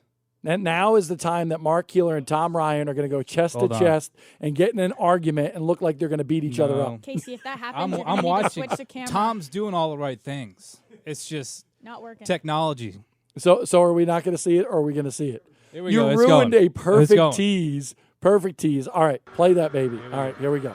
This is going to be Connor O'Kresick. Is this where the oil is on the racetrack? Oh, boy. Oh, boy. This is going down into turn number 1 right now. Casey Roderick is right in front in that Ronnie Sanders number 18. Watch this. Oh, wow. And it was a tease. What a hit for Casey Roderick, but at least you saw the contact. Yeah. You didn't And that just was see a him rear get end. loose. That was a rear end. And if you go back and watch, if you had the pay-per-view and go back and watch it, we do a couple replays, and you can actually see the fluid coming out right before that out of the That was my 97 shot. Steve Davis's car. And that's what caught the 50 and then caught Casey in that. The rear end just basically blew up in the car in front of him. Casey, there's no I in team. But there is one in win, and I win. But there is one in LaJoy, right? There is. You think like, oh, what a hard hit for Casey, and then it's Connor O'Kresick, and he's just right in there. And it's like when I was there, when I saw the first replay at the track, I was like, I didn't even see Casey hit him. All I saw was just like the pile in of Connor, and I was just like, once we played it back, I was like, sorry, Jet Nolan, for your whole night, because that sucks. Well, Austin Reed is waiting. He is. What do you think? So, I mean, I don't get to do my close. That would have been awesome. Go ahead. Oh, we're going to go to break still? Yeah. Okay.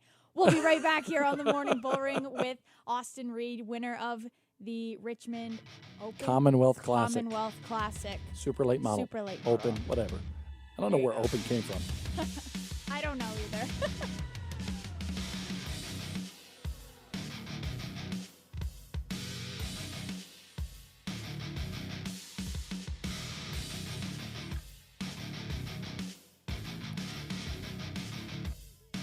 Lucas Oil Late Model Dirt Series is back for 2019. With the strongest field of drivers in series history, every race will be a knockout, door-to-door battle to the championship. Don't miss the best late model veterans, up-and-comers, and former champs compete in the nation's top dirt track racing. Be there for all the action April 6th at North Georgia Speedway. For more info, call 762-231-9550 or visit northgaspeedway.com. Speed 51's video network, where the battles are legendary. Get the full picture on short track racing. We'll take you behind the scenes. He's just a meathead. He's always the same way. Your track, your driver, your sport, your passion. Dirt, late models, modifieds, and more. Race highlights, recaps, interviews, and thousands of on-demand videos. Speed 51 Network, short track racers' home for the best video coverage.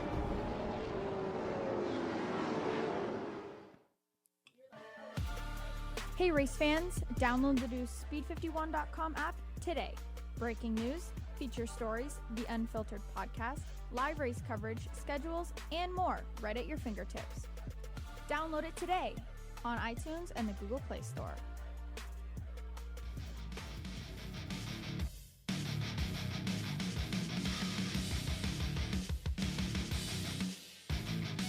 Back on the morning, Bullring, Monday morning, 9:56 a.m.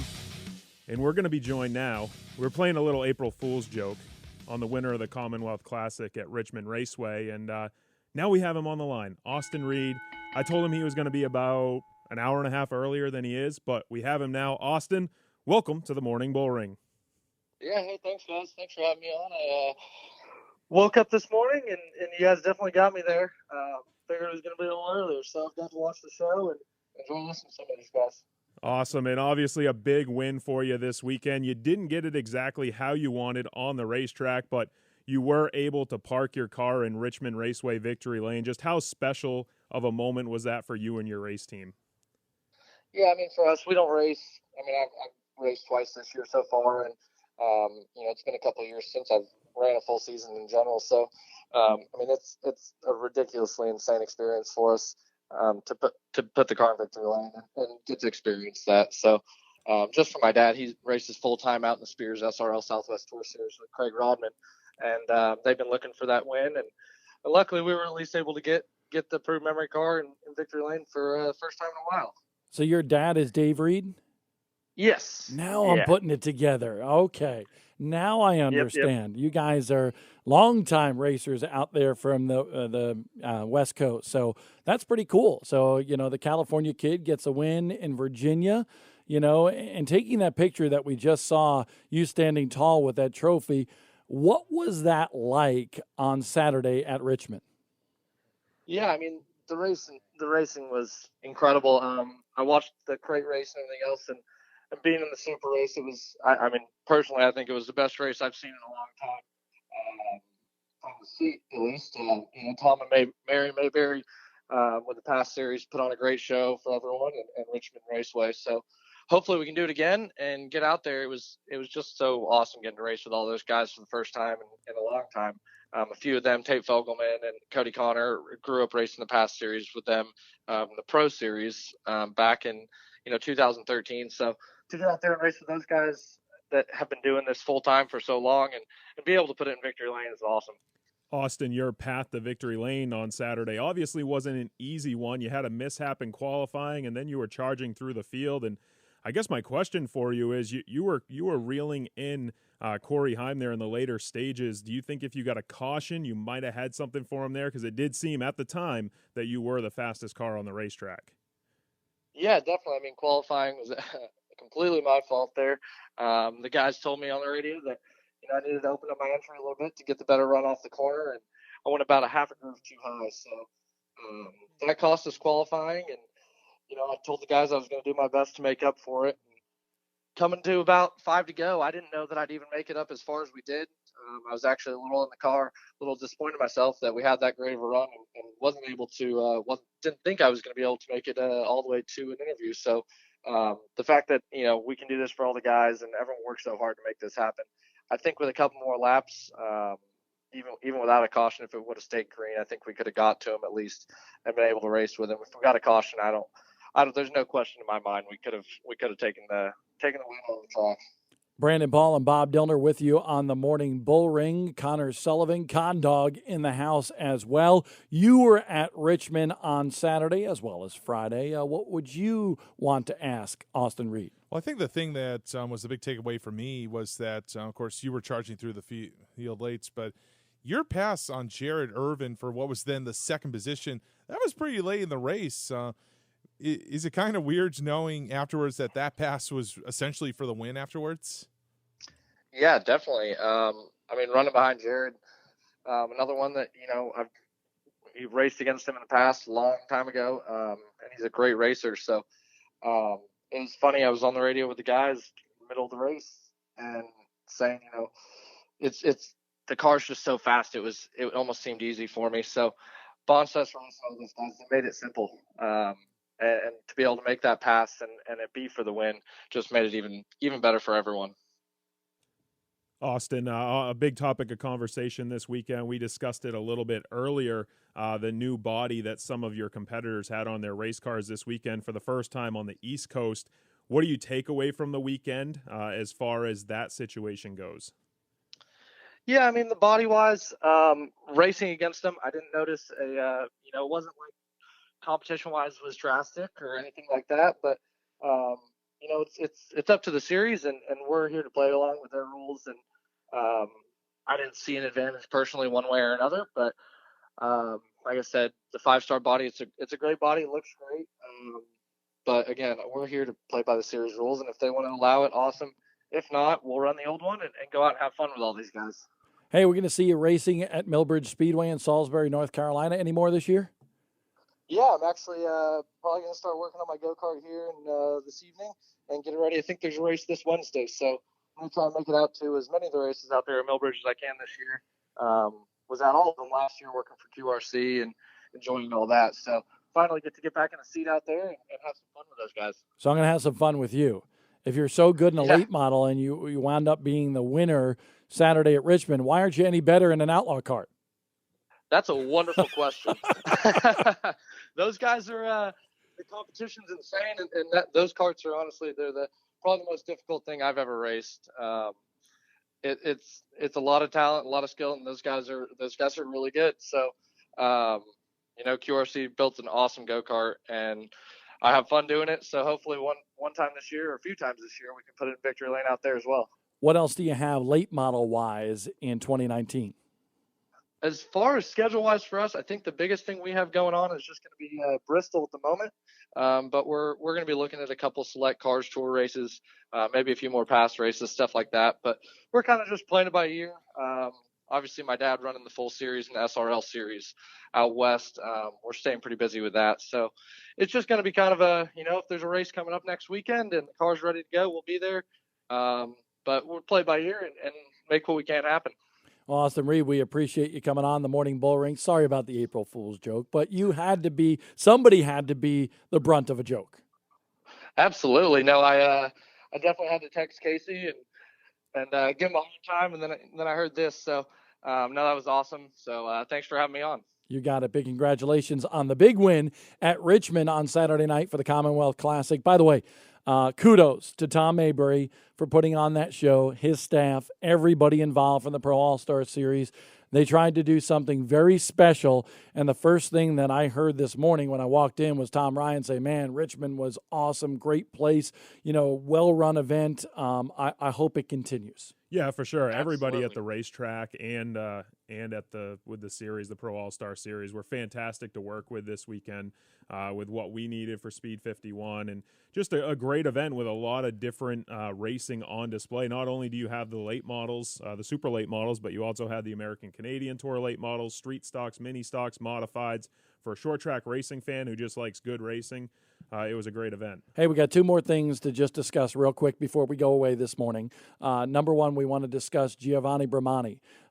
He actually sent us the video of his incident on the motorbike when he was trying to do a wheelie and how he got injured. Now, listen, we're showing you this because Gio gave us permission, and we think it's fun because he's okay. Okay, yeah, he had a bad broken back for a while, but he's returned to win 2 straight super late model races. The Rattler, here it is. Watch this, pulling a wheelie. There he is, just having a good time, doing a wheelie there on the dirt bike. And then he has an incident. Let's see. Oh, he went down over the hill there? You can just barely see Okay, it let's right look, at the let's end. look. It looks like he dumps the bike backwards. Right. He told me to There. try to zoom in ouch. at the end when he sent it to me. Ouch. You can see the white of his helmet. That was a pretty good wheelie for a time. He must have hit a rut or something in the dirt. That's what I'm going to blame it on. Well, he said the driveway like drops down, and he was trying to be cool for the camera, like he's the first person to ever do that. And yeah, might have held that wheelie a little too long. I didn't know Long Island was so pretty. What are you talking about? Long Island has a lot of beautiful country, especially when you go out to the eastern part of Long Island, where they used to have all the potato farms, and now they have all the wineries and the vineyards and so forth. I didn't realize that Long Island was that hilly. Long Island is very hilly. It's hilly on the North Shore. Because now I'm going to get into a philosophical discussion here, but basically, when remember North America was apparently iced over at one point, and then when it started to melt, the folklore is that it melted very rapidly until right in the middle of Long Island, and then it kind of stopped. And so if you notice, if you go to Long Island and go to the beaches, the North Shore beaches are very rocky, and the South Shore beaches are pristine sand. So the old folklore is the fact that, during that time, it de-iced basically very rapidly and then stopped and then just did a slow drop at that point. Is this a history lesson, yes or no? Because I thought this was supposed to be a fun show. Okay, but you don't like history? I love U.S. history. Isn't Ryan No. McCullough history? No. I think he English. is. Is he English? He might He's appreciate English it. lit. That's okay. right. That's right. Bob, did you like this is like your whole gang over here you see on This the, is a on the motley show. crew. Yeah, look at that. If you've ever heard that of is a one. I love the fact that Tom wears a fishing shirt all the time, but he doesn't fish. It's a brand. It's the brand. I just don't want to be anywhere near him when he casts. Hey, before we go away here, first of all, we're going to say, I put that shot back. Adios to America. Kendra Adams, we're going to miss you for sure, but we're looking forward to your Canadian podcast and all of your coverage of the APC series. You got me unmuted there, Connor?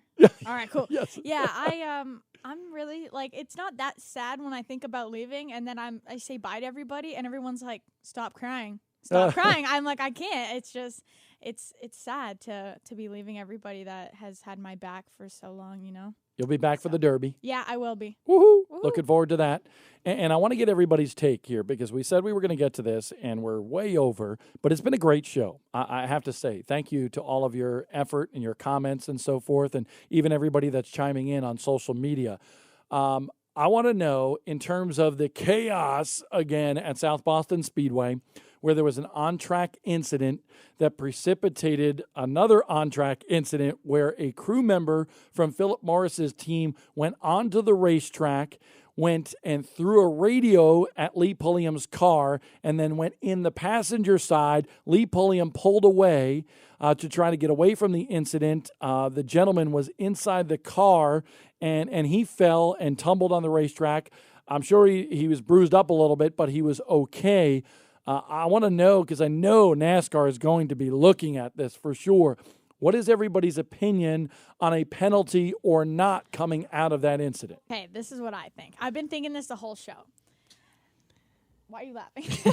She did it, Kenny Wallace there. So- She did it. Hold on. Let me tell you what I'm going to think. So Okay. this is what I've been thinking, is that no matter what, if you give that guy, I can't remember his name, I'm sorry, a penalty, and let's say whatever, you suspend him for 3 weeks, he's just going to be more angry when he comes back. So, I know you have to punish them in some way, but I think that it sucks if you punish the driver, you take away points or something, that sucks. But I think that means more than if you suspend him for a couple weeks, because it doesn't matter, because he's just going to come back more angry. Connor? I have a very strong opinion on this, and I've had very strong opinions about incidents like this in the past for obvious reasons. It's just, it's a black mark, I think, on the sport as a whole. Now, as for Lee Pulliam driving off, I completely support him. That was total self-defense as far as I'm concerned, but you shouldn't be on the racetrack itself. You put Pulliam in that position, And I'll tell you what, if he gets hurt, that's a whole a black eye on the sport as a whole.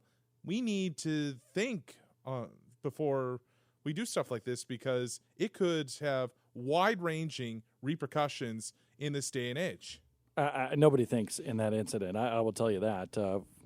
Full-fledged, nobody thinks. But, Mark, your thoughts on it? Most racetracks and series have a rule about going into somebody's pit stall. Going on the racetrack, obviously 10 times worse. I think not only do you suspend the crew member and maybe even fine them, but you suspend the driver also as far as Philip Morris. Driver's responsible for their crew. And the drivers and that, or the team owner, whatever, is responsible for the actions of their crew. That's the way we always did it back when I worked at a racetrack. So, and I think when you do that, then you have some accountability further on up within that team, to where the driver, and who is ultimately going to pay the price, has to maybe think twice about who they take to the racetrack with them.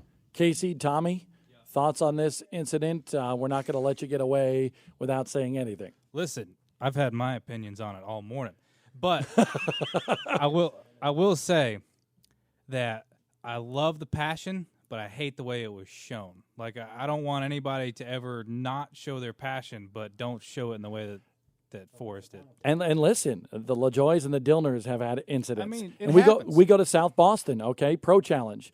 My driver puts, a Corey, a Cup driver now, in the wall to win the big money at South Boston Speedway.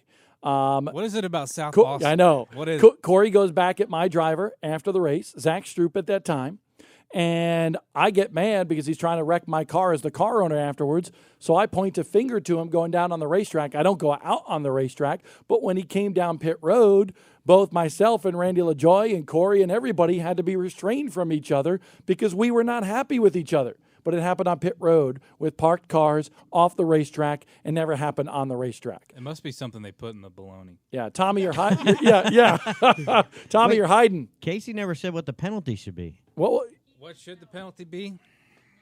At least park Forrest for a couple races. Yeah. I think. At least 2. Tom? I disagree with Casey. Park Forrest for the year. Lee Pulliam is vindicated in my eyes, and bottom line, bam. 100% agree with Tom on that one. Brandon? Yeah, I think I have to agree with Tom. It's not a good look for the sport, because what happens is if he gets hurt, if he goes out on that track and gets hurt, that then becomes a story where a local news outlet comes and they put it on TV. If someone is seriously injured or potentially dies in that incident.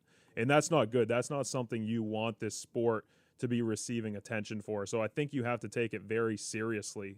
As far as the passion, as Casey mentions, I understand that as well, because, we've all, I think, been involved probably with a team in one way or another. Me, just at a mini stock level.